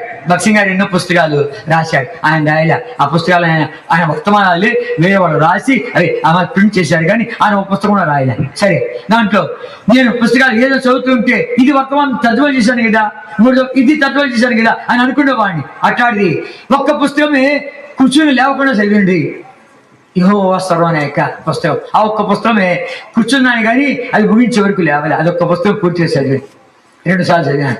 కనుక యెహోవా స్వరం, దేవుడు స్వరం వినేవాడు, దేవుడి స్వరం వినేవాడు. సమయంలో దేవుడు స్వరాన్ని వినేవాడు. దేవుడు స్వరాన్ని గురించి మాట్లాడుతూ వచ్చాడు. రెండవ రోజు దేవుడు స్వరాన్ని గురించి. మూడవ రోజు దావీదు గురించి మాట్లాడు. దావీదు దేవుడి హృదయానుసారుడు, దేవుడి చిత్తాన్ని ఎరిగిన వాడు. నా హృదయానుసారుడు, దేవుడి హృదయం దావీదు నుండి కలిసిపోయినాయి అని చెప్పి ఆ దేవుడు ఏంటిగా ఆయన యథార్థవంతంగా చేశాడు. యథార్థవంతంగా ఎలా చేశాడు? తన పాపాన్ని చూపించగానే యథార్థంగా ఒప్పుకున్నాడు. విరిగిపోయాడు, నలిగిపోయాడు. ప్రవక్తల ద్వారా, పరిస్థితుల ద్వారా దేవుడు మాట్లాడుతూ వచ్చాయంటే విరిగిపోయాడు, నలిగిపోయాడు. కనుక ఆ మనుషుని క్షమించేశాడు. నా హృదయం దావీదు నుండి కలిసిపోయింది అంటున్నాడు. నా ఉద్దేశాలు నెరవేర్చేవాడు అంటున్నాడు. అంతేకాదు తన జీవితంతో కూడా నా దృష్టికి ఏది అనుకూలమో అదే చేసిన వాడు అంటున్నాడు. నువ్వు కోరుకున్నవాడు అంటున్నాడు. ఇంకేమంటున్నాడు? యెహోవా ఆజ్ఞలన్నీ కూడా గైకున్నవాడు అంటున్నాడు. ఎక్కడి నుంచి మారిపోయి కనుక యథార్థమైన పశ్చాత్తాపడుతూ వస్తే ఆ మహాగణుడు, ఆ మహోన్నతుడు, మహాపరిశుద్ధుడు, నిత్య నివాసి, మహా ఉన్నత పరిశుద్ధ స్థలాలు నివసించేవాడు ఆయన్ను విలువగల వారి హృదయాన్ని ఉద్యమం నలిగిన వారి హృదయాన్ని ఉద్యమం విలువగల వద్దును దీనమనస్కుల వద్దు నివసింపవచ్చేవాడు. ఆ రీతిగా దావీదు పశ్చాత్తాపడ్డాడు, బెత్షెబా పశ్చాత్తాపడింది, ఇద్దరు పశ్చాత్తాపడ్డాడు. ఇద్దరు యొక్క బై ప్రోడక్ట్ సొలొమోను. 4వది సొలొమోను సమాధాన స్థితిలో దేవుడు మందిరం నిర్మాణించాడు. దేవుడు మచ్చు దావీదు పొందినాడు. ఆ యొక్క మచ్చు ప్రకారం మహానువాడు కట్టగానే తయారు చేయగానే వచ్చి దేవుడి మహిమ తేజస్సు దిగింది. ఈ కాపోదు కోల్పోయినటువంటి దేవుడి మహిమ తిరిగి రావాలంటే 4 వ్యక్తులు అవసరం చెప్పి ఆ 4 రోజులు ఆ వర్తమానం ఇచ్చిన నిమిత్తమై 4 రోజులు నిద్రపోయించవచ్చు. ప్రార్థన ఉన్నాడు. చూసేట్టుంది ప్రార్థనా పరుడు. ఇటాడు చాలా చెప్పగలం. ప్రార్థనా పరుడు కనుక క్రైమ్ చెల్లించడానికి ఇష్టపడినటువంటి వాడు. ఆనాడు తీర్మానం చేసుకున్నాడు, ఎంత క్రైమ్ చెల్లిస్తాను ప్రభా. చక్కని తీర్మానం చేసుకో. నీ ప్రార్థన జీవితం ఎట్లుంది? 5 నిమిషాలను ప్రార్థన చేసావా? అరగంటన ప్రార్థన చేసావా? 1 గంటన ప్రార్థన చేసావా? ఒక రాత్రంతో ప్రార్థన చేసావా? నీతో నన్నే పరీక్షించుకున్నాడు. నాతో మాట్లాడాడు. చక్కటి తీర్మానాలు చేసుకుంటున్నా. కనుక ప్రార్థనా పరుడు, దేవుడి చిత్తాన్ని కనుగొనేవాడు. అర్థమైందా? దేవుడి చిత్తాన్ని కనుక్కునేవాడు. ఎవరు అడిగారు, నీ క్రైస్తవ జీవితంలో విశేషమైన సంగతి ఏంటి అని అడిగితే నా దేవుడి చిత్తాన్ని కనుగొని దాన్ని చెవిటే దానికంటే గొప్ప దళితుడు లేదు అన్నాడు. కనిపెట్టేవాడు. వెయిట్ అండ్ సీ అనేవాడు. వెయిట్ అండ్ సీ, కనిపెట్టు, తొందరపడద్దు, కనిపెట్టు, దేవుడు మాట్లాడతాడు, తన చిత్తాన్ని ఎరుక చేస్తాడు అని చెప్పేవాడు. కనుక నేను అడిగాను ఒకసారి, ఒక పుస్తకం రాశారు మీరు, దేవుడి చిత్తం కనుగొంటే ఎట్లు అని చెప్పి 7 అంశాలు రాశారే, ఎన్నింటికో దేవుడి చిత్తం మీరు కనుక్కోవాలి కదా. మీరు ఆ దేవుడి చిత్తం కనుక్కోడానికి ఈ 7 అంశాలు చూస్తారా ప్రతిదానికి అన్నాను.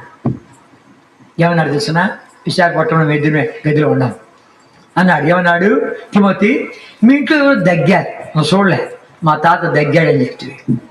మీ ఇంట్లో ఎవరు తుమ్మారు, చూడలే, మా అమ్మ తుమ్మిందని చెప్తివి. ఎవరు నడిచి వస్తున్నారు, చప్పుడు వినబడుతుంది, నువ్వు చూడలే, మా నాన్న నడిచి వస్తా అంటే.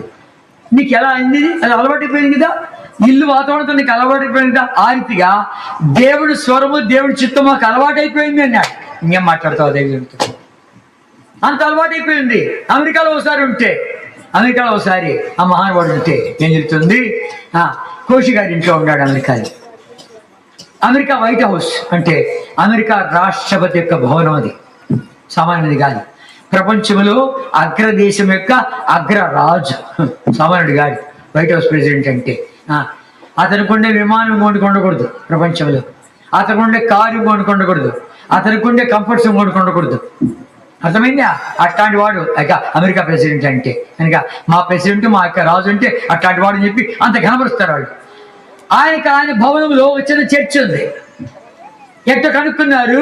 ఇండియా దేశపు ఇక బక్సింగ్ గారు దైవజనుడు ఉన్నాడు, అమెరికాలో ఉన్నాడు, కోషి గారి ఇంట్లో ఉంటున్నాడు. ఆయన వచ్చి ఇవాళ బైబిల్ స్టడీ తీసుకుంటాడా అని చెప్పి ఫోన్ చేశారు. అయ్యా వైట్ హౌస్ నుండి పిలిపింది, వైట్ హౌస్ నుండి మాట్లాడుతున్నాము, మీ ఇంట్లో అమెరికా నుండి వచ్చిన ఇండియా నుండి వచ్చిన దైవజనుడు బక్సింగ్ గారు ఉన్నాడని, ఆయన ఈవేళ సాయంకాలము ఒక బైబిల్ స్టడీ తీసుకుంటారా అని అడిగాడు. అయ్యా వైట్ హౌస్ నుంచి వచ్చిన ఫోను, మీరు తీసుకుంటారా అని అడిగితే అన్నాడు, నేను ప్రార్థన చేసి చెప్తాను అన్నాడు. అయ్యా ఆయన ప్రార్థన చేసి చెప్తా అంట, కొంచెం వ్యవధి ఉండి అని. ఎంతసేపు? ఇంకో అర్రం తర్వాత చేయండి అన్నాడు. పెట్టేశాడు. ఇంకో అర్రం తర్వాత మా ఫోన్ చేస్తే ఏమని అని చేసే కొలిది, అయ్యా ఏమైంది అని కొలిది అన్నాడు బక్సింగ్ గారు. దేవుడు నాకు అనుమతించలేదు, నేను పోను అన్నాడు. అయ్యా దేవుడు అనుమతించాలని ఆయన రాడంట అని కొలిది. ఆయనతో చెప్పండి, this call is from White house, అధికారంతో మాట్లాడుతున్నారు. ఇది ఎక్కడి నుంచి వస్తుంది? ఇది శ్వేత భవనం నుండి వస్తుంది. ప్రపంచ అగ్రరాజ్యమైనటువంటి మా రాజు ప్రెసిడెంట్ ఆయన భవనం వస్తుంది కనుక చెప్పండి ఆయనకు, this call is from White House అని మళ్ళీ చెప్పండి అని అంటుంది. బక్సింగ్ అన్నారు, whether this call may be from White House or Black House, I'm not going అని. అది శ్వేత భవనం రాని నల్ల భవనం రాని నేను మాత్రం వెళ్ళాలని చెప్పాడు. అర్థమైందా? అంత ఖచ్చితమైనటువంటి మనుషుడు. మేము నాగపూర్కి వెళ్ళాం. నాగపూర్ వెళితే మా గత్యంతరంలో ఒక మిషన్ దగ్గరికి పోవాల్సి వచ్చింది. మన సంస్థ లేదు అక్కడ, మా సంఘాలు లేవు అప్పుడు. చోటకి వెళ్తే ఆయన అంటాడు, ఎంతమంది మేము పిలిచాము వాళ్ళంతా కూడా ఇట్లా వచ్చేసేవాళ్ళు. దైవజనుడు భక్తాన్ని పిలిస్తే ఐఎమ్ స్టిల్ ప్రేయింగ్ ఇంకా ప్రార్థన చేస్తాడు. ఆయన సంగతి వాడికి ఏం తెలుసును కనుక ఆయన ఒకటే అండి దానిది, ఇంకా ప్రార్థన చేస్తున్నా అని. ఒకసారి రష్యాలో, అప్పుడు రష్యా నాస్తిక దేశం, రష్యాలో విమానము మళ్ళించారు. వాతావరణం బాగలేక రష్యాలో 1 గంట సేపు విమానాశ్రయంలో కూర్చోవలసి వచ్చిందంట. రష్యాలో కూర్చున్న 1 గంట సేపు ఈ నాస్తిక దేశం వరకు ఆ గంట సేపు రష్యాకు ప్రార్థన చేశా అన్నాడు. రష్యా తారుమారైపోయింది, కమ్యూనిజం అంతా కూలిపోయింది, వాళ్ళ బొమ్మలను పగల కొట్టేశారు, అంత నాశనం అయిపోయింది. అవి మన చెట్లు తయారైనాయి. అబ్బాబా ఎన్నినాయి. ఇటీవల నేను క్యూట్ పోతుంటే విమానాశ్రయం కూర్చోంటే నాతో పాటు ప్రయాణించేవాడు పక్కన కూర్చోంటే వాడు వేరే దేశం పోతున్నాడు. వాళ్ళతో మాట్లాడుతూ ఉంటే వాడు రష్యా నుండి వచ్చాడు. రష్యాలో చర్చ్ ఉందని చెప్తున్నాడు. ఆశ్చర్యపోయాం మేము. రష్యాలో చర్చలు ఉన్నాయి, రష్యా బైబిల్ ఉంది, నేను అక్కడి నుంచి వచ్చాను కనుక రష్యా పోవాలా, ఈ దాంట్లో వచ్చానికి ఇది వెళ్ళాను. మా అత్తగారితో చాలాసేపు మాట్లాడాను. మా అత్త తర్వాత చెప్పింది నాకు. నేను గమనించమంటే ఇప్పుడు రష్యాలో సంస్థలు తెరబడ్డాయి. ఎందుకు?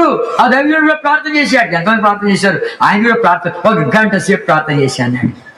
కనుక ఆయన ప్రార్థన ద్వారా ఎన్ని తిరుగుతూ వచ్చాయి, ఎన్ని కొన్ని స్థలాలు వస్తే అన్న ఈ స్థలం మేము తీసుకొని కొడుతున్నాం అంటే వద్దు చెప్పేసేవాడు. అంటే వద్దు తీసుకోబోకపోయాను.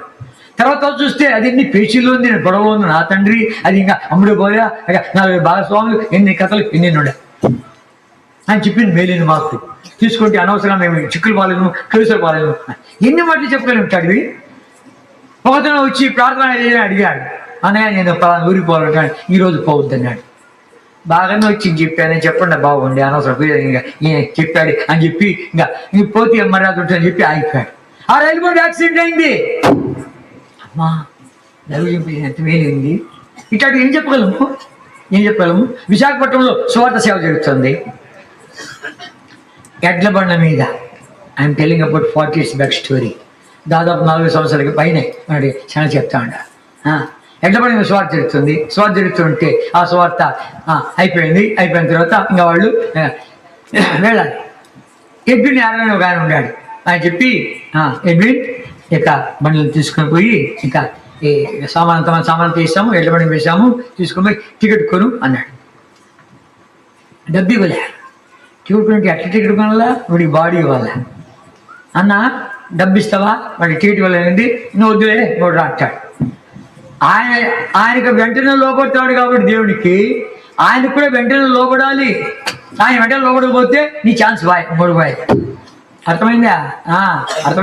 కనుక భక్తి గారు ఒకసారి మద్రాస్ కాన్వకేషన్ పోయాం. 10 రోజుల ముందే వెళ్ళాం. అక్కడ పనులను చేసేదానికి వెళ్ళాం. మద్రాస్ కాన్వకేషన్ వెళితే ఈ టేబుల్ అంత ఎత్తుంది. అక్కడి నుంచి ఉంది మట్టి గడ్డ, అంత పెద్ద గడ్డ, మట్టి గడ్డ. నన్ను పిలిచి తిమోతి ఇదంతా తవ్వేసి ఈ మట్టిని ఎత్తి ఆడ పరచాలన్నాడు. సరే బ్రదర్ నేనంట అది తెచ్చిపెట్టుంది. సరే బ్రదర్ నేను ఆయన వెంటనే లోపల అంతే, ఇంకేం మాట్లాడకూడదు. వెంటనే లోపడదు. మోకాళ్ళ మీకు వచ్చాను. మోకాళ్ళ మీకు వచ్చి ప్రార్థన చేసుకున్న ప్రభా దేవదాసుడు ఉన్నాడు, ఇదంతా ఎత్తియాలంట, ఆడ పరసాలంట, ఈ గడ్డంతా ఎత్తియాలంట అని చెప్పి గడపార తర్వాత ఏది గంప అని తీసుకొచ్చాడు. పెట్టి మోకాళ్ళకి వచ్చాను. ప్రార్థన చేశాను. ప్రార్థన చేసి లేవగానే క్యాలి పొంగళ్ళు చూస్తున్నారు. వాళ్ళు చూశాను క్యాలి పొంగళ్ళు. ఆ క్యాలి పొంగళ్ళు ఎన్నోసార్లు పోయాను కదా, ఆ 4 ముక్కలు వాళ్ళది భాష నేర్చుకున్నాను. పరిగెత్తపోయాను. బాగుంటారా దాజు తపాలి కస్తూరంచా దాజుచే దాజుతే అని వాళ్ళ భాషలో 2 ముక్కలు మాట్లాడి అందరిని కలుసుకొని వాళ్ళు నాకు తెలుసు కదా అని కలుసుకొని రండి మీ సామాన్ తీసుకొని పెడతామని చెప్పి అని పెట్టిన తర్వాత బక్సీ గారు ఒక పని చెప్పారు, చేస్తామని 10 చేస్తాము అందరిని పట్టుకొచ్చి చేస్తాను.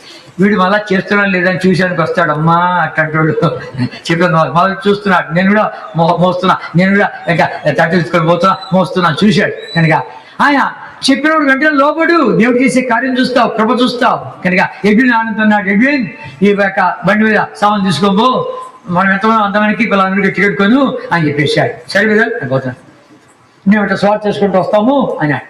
ఆ స్వార్ చేసుకుంటూ వస్తామంటే ఎవరితో పంపిస్తాడు మా డబ్బు రకరకాలుగా అనుకుంటున్నాడు. ఎవరిని వస్తాడని చూస్తున్నాడు. స్టేషన్ వచ్చేసింది, బండి సామాన్లు దించుకోవాలా, ఒకటి దించుతున్నాడు. వీడికి అద్దె కట్టాలా, నా తండ్రి ఎక్కువ ఇచ్చిందో అని చెప్పి నెమ్మదిగా దించుతున్నాడు. ఒకటి పెట్టి ఎవరైనా వస్తాడని చూస్తున్నాడు. ఒకటి రావట్లే ఎట్లా ఇట్లా అనే బుద్ధి. మీ 2-3 సామాన్లు ఉన్నాయి. ఆ సమయంలో ఎవడో పరిగెత్త వచ్చి అయ్యా 2 రోజులు మీటింగ్ పెట్టాలి, ఇది బక్సింగ్ గారి పార్టీ సంబంధమా, అమ్మమ్మ ఎక్కడికి పోతావు చెప్పండి, వీడికి అని చెప్పు నేను ఇస్తా, ఎంతమంది చెప్పు ఎవరు చెప్పు టికెట్ నేమంటా నువ్వు కొనబాకు. ఆశ్చర్యపోయాడు. అది అయిపోయిన తర్వాత సువార్త సేవ అయిపోయి బక్సింగ్ గారు ఆ రైలు బండి ఎక్కి ఆయనకి వచ్చి ఎడ్విన్ నేల మీద చేయి పెట్టి ఎడ్విన్ ప్రభు నీకు సహాయపడ్డాడు అన్నట్ట. ఆశ్చర్యం. ఇది మాట. ఆయనకి అద్భుతాలు చాలా జరిగే, 1 కాదు 2 కాదు. ఈ మాట విను, ఎడ్విన్ ప్రభు నీకు సహాయపడ్డాడు అంటే కళ్ళలో నీళ్ళు వచ్చాయండి. రాత్రి ప్రభు మాట్లాడాడేమో ఇట్లాంటి ఎన్ని చెప్పగలము, ఈ రాత్రి అంతా కూర్చోబెట్టి చెప్పగలము. కనుక ఆయన జీవితంలో ఎన్ని అద్భుతాలు చేశాడు, ఎన్ని ఆశ్చర్యకార్యాలు చేశాడు. విమానం ఎక్కాలి, అనౌన్స్ చేస్తున్నారు, ఫలానా ఫ్లైట్ వెళ్తుంది ప్యాసింజర్ అంతా బోర్డు అని చెప్పి ఎక్కండి అని చెప్పి అంటుంటే అందరూ చెప్తున్నారు బక్సింగ్ గారికి, అన్న నీ విమానమే ఇంకా కదలమంటున్నారు, అందరూ ఎక్కమంటున్నారు అంటే వెయిట్ అంటున్నాడు. నాకు తూరు మాట్లాడతారు. ఇంకోటి వచ్చి అన్న అనౌన్స్మెంట్ అయింది మీరు పోవాలంటే వెయిట్. బ్రిటిష్ దొర ఉన్నాడు ఆయన అబ్బీస్ అని, వాళ్ళు బ్రిటిష్ వాళ్ళు చాలా క్రమాన్ని పాటిస్తారు. ఆయన ఒకసారి బక్సింగ్ గారితో కూడా కోప్పడి మాట్లాడినటువంటి వాడి ఆయనకు అర్చడు, నువ్వు పోయి చెప్పు, నువ్వు చెప్తే లేస్తాడు అని చెప్పి వచ్చి అన్నయ్య your time is over, announcement is made కనుక your flight is ready, you have to go inside. Wait అన్నాడు. డాడీ బాబుడు వెయిట్ అంటే ఆయన నోరు పోసుకున్నాడు. తర్వాత అనౌన్స్మెంట్ ఆ ఫ్లైట్ కొంచెం రిపేర్లో ఉంది 1 గంట ఆలస్యము. ఆ మనిషికి ముందే తెలుసు, ఇట్లాంటి ఏం చెప్పగలము. బక్సింగ్ గారి విమానానికి వెళ్ళాలి, ఇంటికి మోసే సందర్భం బక్సింగ్ విమానం వెళ్ళాలంటే ఇంకా 1 గంట ముందే వెళ్ళాలి, 1 గంట ముందే వెళ్ళాలి, విమానం చేరుకోవాలి. అట్లాంటి సంగతి అట్లాంటిది. అప్పుడు ఎవరు వస్తామంటే వెనకాల ఉండే పెద్దలంతా కూడా బక్సింగ్ గారిని ఎంటోడు వస్తామంటే కన్నా ఎవరైనా కలుసుకుంటే పిచ్చోడు ఇచ్చాడు నా మా పార్టీ టైం పెడితే పోరా ఆవిడ గేడి పేదవాళ్ళు నాతో ఇక్కడ వచ్చా మా పార్టీకి టైం అయిపోతుందిరా అని వాళ్ళకి తొందర లేదు, నేనికే తొందరలే నిండుకుండా ఆయనకి తొందర లేకుండా ఇంకా తీరా ఎక్కిపోతా ఉంటే ఆ విమానం పోతా ఉంటే ఆ ఏ విమానం ఉంటే మీరు పోవచ్చు విమానం పోతా ఉంది అన్నారు. వెనక్కి పోతామా అతని పోతాం, ముందుకు పోతామండి, ముందు పోయి వెళ్తే ఏమైంది, ఆ విమానంలో ఒక సాయిబుల్ రాణి పోతా ఉంటే ఆమె బాత్రూమ్ పోయి మొంగడుక్కునేదానికి తన ఉంగరం తీసి ఆడబెట్టి మొంగడుక్కొని ఆ ఉంగరం మర్చిపోయింది. ఆ ఉంగరము తన కాబోయే పెరుగు ఇచ్చిందంట, అదంతా విలువైందంట. నా తండ్రి అని చెప్పి తొందర పెడతాను పైకి తిప్పు మళ్ళించు, నా ఉంగరం పెట్టామని చాలా ప్రేమైంది, పోయమ్మా ఇది కావాలి నాకు, అది ఎంత ఖర్చు చెప్పి ఇంటికి దాన్ని కట్ చేస్తాను అని చెప్పి తొందర పెడతా ఉంటే వాడు గ్రౌండ్తో మాట్లాడి ఇక ఒక ఆమె తొందర పెడతా ఉంది, తిరుక్కొని రమ్మంటా ఉంది, ఇదంతా సంగతి బాత్రూంలో ఉంగరం మర్చిపోయిందంట అని చెప్తా ఉంటే రారా తండ్రి అని చెప్పి వాడిని మళ్ళీ బాత్రూంలో ఓడిపోకుండా పోలీసులని కావాలి పెట్టారు. కనుక దిగి గబాబా పోయి బాత్రూంలో పోయి ఉంగరం తీసుకొని పోతా ఉంటే బక్సింగ్ గారి ఎక్కిపోయా అర్థమైందా? ఆయన కొరకు ఇట్లాంటి ఏం చెప్పగలము కనుక రైలు బండి ముందర ప్రార్థన చేస్తున్నాడు. ప్రార్థన చేస్తా ఉంటే ఒక ఆయన బండి గట్టి పట్టుకున్నాడు. ఇంతసేపు ఆ ప్రార్థన కదిలితే ఎట్లా పట్టుకో రైలు పట్టుకొని అందరూ మోకాలు ఉంటే ప్రార్థన చేస్తా ఉంటే అట్లా ఉన్నాడు. నేను అక్కడ ఉన్నాను అంటే అన్నాడు. కాదన్నా, ఇంతసేపు ప్రార్థన చేస్తే బండి కదిలితే అని అన్నాడు. దాని డ్రైవర్ ఇక్కడ ఉన్నాడు, దాని గార్డ్ ఇక్కడ ఉన్నాడు, ఇద్దరు మోకాడానికి వచ్చాడు. ఎడబోతుంది అన్నాడు. ఇట్లా ఎన్ని ఆ మొహాన్ని వాడి జీవితంలో కనుక ఎన్ని అద్భుతాలు, ఎన్ని ఆశ్చర్యకార్యాలు చూశాను. స్వస్థత చూశాను, ఆయన ప్రార్థన ద్వారా స్వస్థతలు చూశాను. ఎన్ని స్వస్థతలు! దేవుడు అలా వాడుకున్నాడు ఆ మనుషుల్ని. వానికి గొంతు పడిపోయింది. వాడిని గొంతు పడిపోతే వాడికి కలబడిందంట. హాస్పిటల్లో ఉన్నాడు. వాడికి కలబడితే ఆ కల్లో ఏముంది, నువ్వు బక్సింగ్ గారి దగ్గరకు హైదరాబాద్లో ఉన్నాడు, ఆయన ప్రార్థన చేస్తాడు, నీకు గొంతు వస్తుంది అని చెప్పాడు. కళ మాట్లాడాడు కాబట్టి రాసి నర్సుకి ఇచ్చాడు. ఆ నర్సు విశ్వాసి. అమ్మమ్మ నాకు తెలుసు, నేను ఉత్తరం రాసి పంపిస్తా, నువ్వు ఫోన్ చెప్పి ఒక మనిషి ఇచ్చి పంపిస్తే మేమంతా కుటుంబ ప్రార్థన ఉన్నాం కనుక ఆ మనిషి వచ్చే కొద్ది దేవజన్ బక్సింగ్ గారి ప్రార్థనలో వచ్చాడు. ఏంటి సంగతి అంటే ఇది అన్నారు. అనగానే నువ్వు తీసుకొచ్చి ప్రార్థన చేశాడు. ప్రార్థన చేసి దేవుడికి స్తోత్రం అని చెప్పు అన్నాడు. అని వెళ్ళి తీసుకొని చెప్పాడు. గట్టిగా చెప్పు, దేవుడు స్తోత్రం అన్నాడు. అనగానే ఆడ కుటుంబ ప్రార్థన అవుతుంది అని చెప్పి లోపలికి వెళ్ళిపోయాడు. అదే మనం అంటే రా నిలబడి ఇక్కడ చెప్పు, ఎవరు చెప్పు, ఏ ప్రార్థన చెప్పు, వీడియో కెమెరా ఎవరు అంతా తీసుకోండి, మ్యాగ్జిన్లో ఇలా. దేవుడికి మహిమ ఆరోపించిన వాడు ఈ మనుషుడు, దేవుడికి మహిమ ఆరోపించిన వాడు, తన ఘనత కొరకు ఏది చేసిన వాడు కాడు. ప్రతి విషయంలో దేవుడిని మహిమపరిచిన వాడు, క్షమించేవాడు, క్షమాపణ అడిగేవాడు. విశేషమైన లక్షణం ఇది, నేర్చుకుంటాం మనం కూడా. క్షమించేవాడు, క్షమాపణ అడిగేవాడు. అర్థమైందా? క్షమించేవాడు, క్షమాపణ అడిగేవాడు.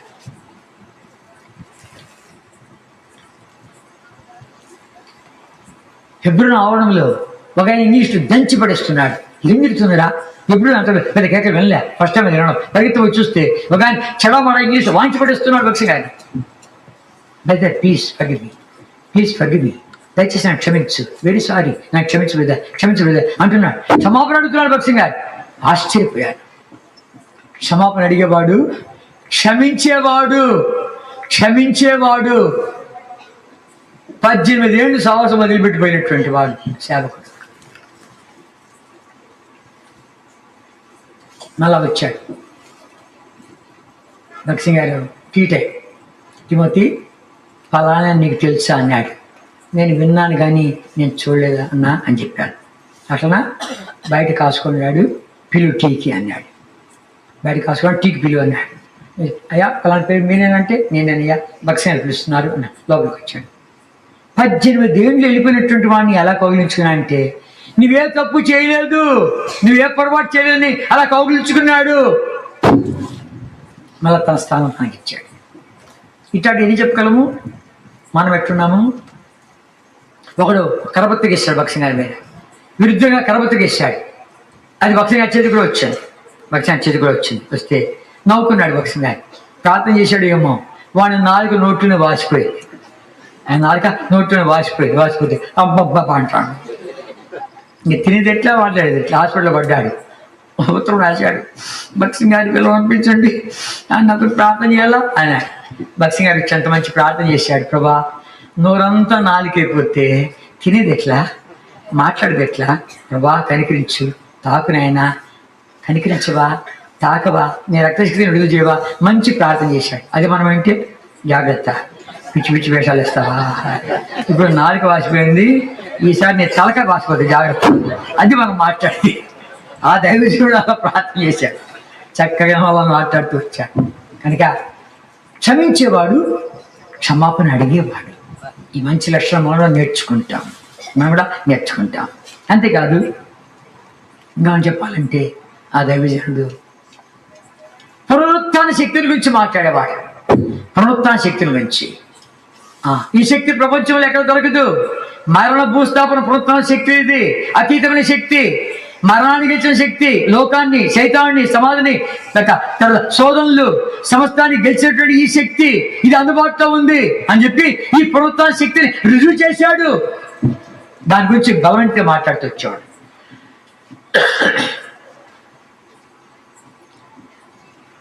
అది నేను అనుభవించుకుంటుంటున్నాను. ఈ మనుషుడు మన వంటి బాడీనా లేక స్టీల్ బాడీనా అనుకునేవాడిని నేను. ఇతని మనిషి మన వంటి వాడినా లేక స్టీల్ బాడీనా ఈ మనిషి ఉంది అని. ఆర్లగడ్డలో సేవ చేస్తున్నాం, రాయలసీమ ఆర్లగడ్డలో సేవ చేస్తుంటే నెల్లికి జేవియర్ అని ఆయనకి టైపిస్ట్ ఉంది, స్టెనో ఉంది, ఆంగ్లో ఇండియన్. ఆమె టైప్ చేస్తుంది, షార్ట్ హ్యాండ్ తీసుకుంటుంది, ఉత్తరాలు రాస్తుంది, నమ్మకస్తురాలు. ఆమె చనిపోయింది. ఆమె చనిపోయింది చెప్పి సమాధి కార్యాలకు చాలా కాలం క్రితము. అప్పుడు రోడ్లు సరిలే, రవాణాలే, ఫోన్లు సరిగ్గా వినడము, ఇవన్నీ కూడా తిప్పదు అప్పుడు ఆ కాలంలో. ఆ పెద్ద ఓఎం ట్రక్కులో ఎత్తి కొట్టేస్తా ఉంటే రోడ్లు సరిలేనటువంటి కాలంలో ఆ సమాధి కొడుకొని దాంట్లో వెళ్ళాడు, ఒంటిగా వెళ్ళాడు. పాపం ఎవరు తీసుకోమని మేమంతా స్వార్థ సేవలో ఉన్నాం ఆలగడ్డ ప్రాంతంలో. ఆమె సమాధి చేసి వచ్చాడు. వచ్చిన తర్వాత మరలా ఇంకో ఫోన్ వచ్చింది, అప్పాజీ గారు చనిపోయారని. ఆ హెబ్రోన్ కాంపౌండ్ ఇచ్చినటువంటి ఆయన అప్పాజీ, ఆయన పెద్ద ఆఫీసర్ ఇక హైదరాబాద్ నవాబు దగ్గర. ఆయన పెద్ద కాంపౌండ్, నన్ను చూసుకో చాలు, ఈ స్థలంతో నీకు ఇచ్చేస్తున్నాను, సేవకు వాడుకో అని చెప్పి ఇచ్చాడు. ఆయన చనిపోయేవారికి అక్కడే ఉన్నాడు. ఆయన చనిపోయడం కానీ మళ్ళా బయలుదేరాడు. అరే ఈ మనుషుడు మన వంటి బాడీనేనా, మన వంటి శరీరమేనా? అరే గుల్లైపోతా ఉంటే మళ్ళా పోయినా మళ్ళీ వచ్చాడు. పునరుత్థాన శక్తి గురించి మాట్లాడేవాడు, ఇది అనుభవించుకునేవాడు.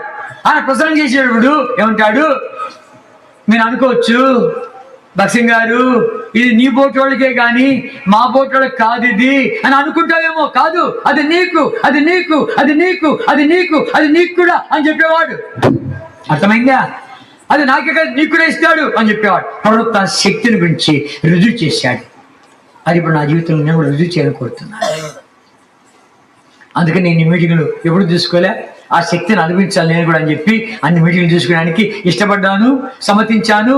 ఆ దేవుడు నడుపుదలు చూస్తూ వచ్చాను, ఆయన ఇచ్చే శక్తిని చూస్తూ వచ్చాను, నేను కూడా అనుభవించాను. అర్థమైందా? ఆ పునరుత్థాన శక్తి నీకు నాకు అందుబాటులో ఉంది, అనుభవించు, ఇది మన కొరకే అందుబాటులో ఉంది అని చెప్పినటువంటి దేవదాసు సువార్థికుడు, అపోస్తలుడు. ఆయన బాగలేని కాలువలో కూడా దేవుడు ఎన్ని అద్భుతాలు చేశాడు. బాగలేడు, వీల్ చైర్లో కూర్చొని వస్తాడు బయటికి, వీల్ చైర్లో కూర్చొని బయటకు వస్తాడు. ఆ వీల్ చైర్ తీసుకొస్తే స్టీవెన్ తీసుకొచ్చి ఆయన కూర్చోబెడితే ఎవరో ప్రార్థనకని వచ్చి వంగినారంటే ఆయన తల మీద చేయి పెట్టించి ఏదో గొడవ అనేది ఆమె ఆయన చేశాడమ్మా పో అని చెప్పేవాడు, ఆయన చేశాడు పో అని చెప్పాడు. అంటే ఆలడిపోయి అలా ప్రార్థన జరుగుతున్నాయి కూర్చోవడం అందరికీ. ఏదో ఆయన చేయటం పెట్టించి వాళ్ళ తృప్తి కొరకు ఆయన చేయటం పెట్టించి కాసేపు తర్వాత ఆమె చేశాడమ్మా పో అని చెప్పేవాడు వాళ్ళ తృప్తి కొరకు. అట్లాంటి ప్రార్థన జరిగి ఒక ఆమె మరుసటి వారు పరిగెత్త వచ్చి అయ్యగారు ప్రార్థన చేశారు కదా, నా నిద్ర చేపెట్టి నా రోగం అంతా పోయింది, నా రోగం పోతే నిలువు దోపిడి ఇస్తా అని చెప్పి హిందూ రాదు కానీ నగలన్నీ వచ్చుకొచ్చాను తీసుకోయ్యా ఈ అయ్యగారికి ఖర్చు పెట్టు దేవుని కార్యాలు వాడు పోయి అని చెప్పి తీసుకొచ్చి. ఎట్లాంటి ప్రార్థన? అక్కడ చేపెట్టి కాసేపు ఆమె అని చెప్పిన ప్రార్థన. అర్థమైంది? ఇట్లాంటి ఏం చెప్పగలము? ఒక హీలర్ వచ్చాడు, స్వస్థపరిచేవాడు వచ్చాడు హైదరాబాద్లో, లక్షలు చేస్తారు ఆయనకు, ఆయన మీటింగ్కు లక్షలు చేస్తారు. అట్లాంటి మీటింగ్కి వచ్చారు ఉత్తరం తీసుకున్నాడు కొంతమంది వచ్చారు. వాళ్ళు వచ్చిన తర్వాత ఏమైంది, ఆ మీటింగ్లు అయిపోయినాయి, భక్తిగా చూసిపోతామని చెప్పి వచ్చారు ఆఫీసులో. ఆ టైంలో నేను అక్కడ నేను ఉంటే అప్పుడు హరీష్ గారితో మాట్లాడుతున్నాడు. ఆయన మాట్లాడుతున్నాడు ఎత్తిగా, అయ్యా మేము వచ్చాము అంత హిందీలో మాట్లాడుతున్నారు, మేము వచ్చాము ఎత్తికి వచ్చాము కనుక ఆమె వాక్యాలు కూడా చూసుకుంటా దిక్కులు చూసుకుంటూ ఉంది కనుక ఈమెకు దయ్యం పడి స్వస్థానము, ఇద్దరం సంపాదిస్తున్నాం కానీ ఎటుపోతుంది మాకే తెలీదు, స్వస్థత ఏమైనా వస్తుంది అని చెప్పి ఇక్కడికి వచ్చాము అని చెప్పి అని నెమ్మదిగా మాట్లాడుతున్నాడు. ఆమె కనబడకుండా ఉండాలని అలా మాట్లాడుతూ ఉంటే అవిష్ణ గారు అడిగారు ఎందుకు పోయింది అన్నాడు. అది పోలేదు కానీ మా సూట్ కేసు పోయింది అన్నారు. ఆ గుగ్గులు సూట్ కేసు పోయిందంట. ఆ సూట్ కేసు పోయి నాటి కెమెరాలు ఎటు వీడియో అన్నీ ఏదైనా ఉన్నాయి అన్ని పోయినాయి. మళ్ళీ పోయి మాకు డబ్బు లేకపోతే ఆ సంస్థ ఇంకా మేనేజర్ దగ్గరికి పోయి అడిగినాము, మేము ఇక్కడ ఉద్యోగం చేస్తున్నాము, మాకు ఇంత డబ్బుని మళ్ళీ పంపిస్తామంటే వాళ్ళు పోయేదానికి వచ్చాను కాస్త డబ్బు ఇచ్చారు, అది ఉండే డబ్బుని కానీ ఇంత వచ్చాము కాదు భక్తిగా చూసిపోతామని చెప్పి వచ్చాము అని చెప్పి అన్నారు. ఆ టైంకి స్టీవెను ఇక చక్రాల బండిలో భక్తిగాన్ని తీసుకొచ్చి రాగానే ఈ పరిగెత్తపోయి మోకాళ్ళకి వచ్చాడు. నేను చూస్తున్నా, పరిగెత్తపోయి మోకాళ్ళకి రాగానే మరి ఇక స్టీవెన్ చేయటం పెట్టాడు, పిచ్చి కేకేసి కింద పడింది. ఆ మహానుభావుడు బాగలేని కాలంలో ఎంతమంది స్వస్థపరిచాడు, ఏం చెప్పగలం రీతిగా. ఆయన చనిపోయే వరకు ఏనుగు బ్రతికినా చనిపోయినా 1000 వరహాలని చెప్పి ఒక సామెత. ఆ మనుషుడు చనిపోగానే ఏమైంది, భూమి కంపించింది, హైదరాబాద్ పట్టణం కదిలింది.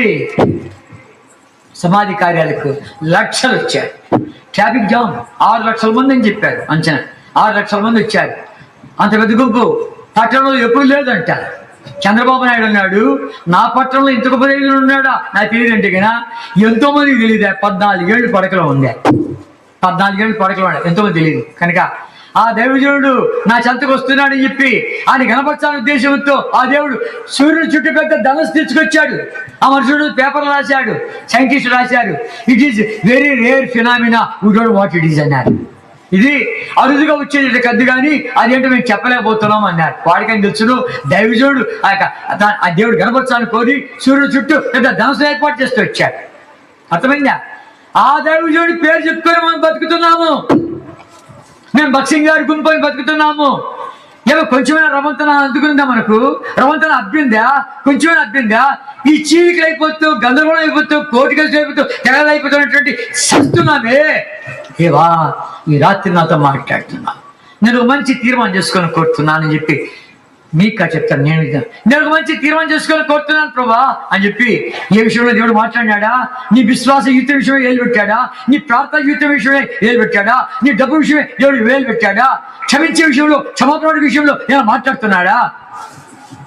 దేవుడి వాక్యాన్ని కనబరిచే విషయంలో ఏమైనా మాట్లాడుతున్నాడా? దేవుడి మందిరాన్ని ప్రేమించే విషయంలో ఏమైనా మాట్లాడుతున్నాడా? సువార్త సేవ విషయంలో ఏమైనా మాట్లాడుతూ ఉంటున్నాడా? ఆయన నాకే కాదు నీకు కూడా అని చెప్తున్నాడే, అది నాకుగా నీకే చేసుకుంటామా? ఒక్కసారి ఆలోచించు. ప్రభువా, ఎంత గొప్ప దైవజుడిని మా కాలంలో ఉంచావు, ఇంత గొప్ప సంస్థను లేపావు. ఆ పేరు పెట్టుకున్నాం కానీ, చెట్టు పేరు పెట్టుకొని కాయలు అమ్ముకుంటున్నాము కానీ మాకు రవంతన అవ్వలేదు. ఈవేళ నీతిమంతుని గురించి వింటున్నాము, నీతిమంతుని జ్ఞాపకం చేసుకుంటా ఆశీర్వాదకరం అంటున్నాము. అంతేకాదు మీకు వాక్యం అందించి మీకు మీద నాయకులుగా ఉన్నటువంటి వారిని జ్ఞాపకం చేసుకుని వారి ప్రవర్తన పరము శ్రద్ధగా తలంచుకోవచ్చు. వారి విశ్వాసం అంతవరకు వారి జీవితాన్ని మీరు జ్ఞాపకం చేసుకుని అనుసరించండి.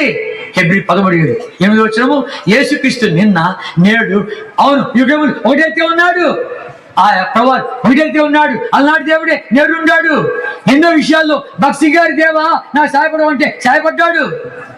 జాతి వర్గ దేవా నాకు సహాయపడడం సహాయపడ్డాడు. ఎన్ని అనుభవాలు పంచుకోగలను, ఎన్ని అనుభవించాము. అదే దేవుడే నిన్న నేడు నిరంతరము ఒకటిగా ఉన్నాడు. ఆ దేవుడు ఈ రాత్రితో మాట్లాడుతుంటాడుగా. కొంచెమైనా అబ్బిందా? ఒక్క భక్సింగి ఇంకో భక్సింగా లేరు. Nobody can enter into his shoes. ప్రభా నాతో మాట్లాడుతున్నావు, ఎన్నో విషయాలు నాతో మాట్లాడతాం. అన్ని కొరతపడ్డాను, లోట్లో ఉండా, ఒక్కసారి క్షమించయ్యా, నేను నవీనపరచుకోవాలని చెప్తున్నా అని చెప్పి చక్కటి తీర్మానం చేసుకో. రండి ప్రార్థన చేస్తాం.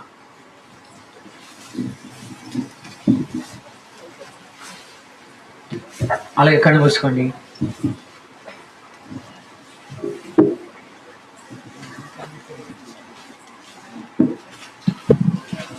అందరు కళ్ళు మూసుకోవాలి. అయ్యా మైక్ పెట్టు. ఈ మైక్ ఆయన ఎక్కడున్నాడు? నిద్రపోతున్నాడా? హలో,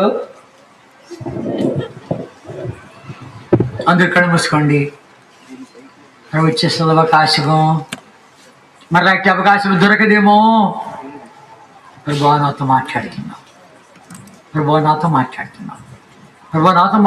ఫలానా విషయంలో నాతో మాట్లాడావు.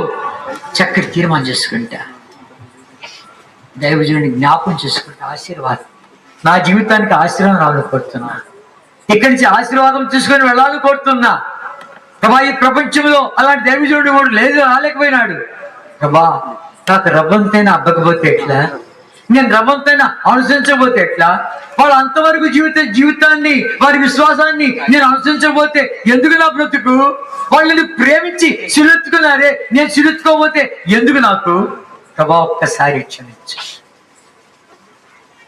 ఫలానా విషయంలో మాట్లాడుతాం అని ఒక్క నిమిషంలో మంచి చక్కటి తీర్మానం చేసుకునే వాళ్ళు ఇక్కడి నుంచి.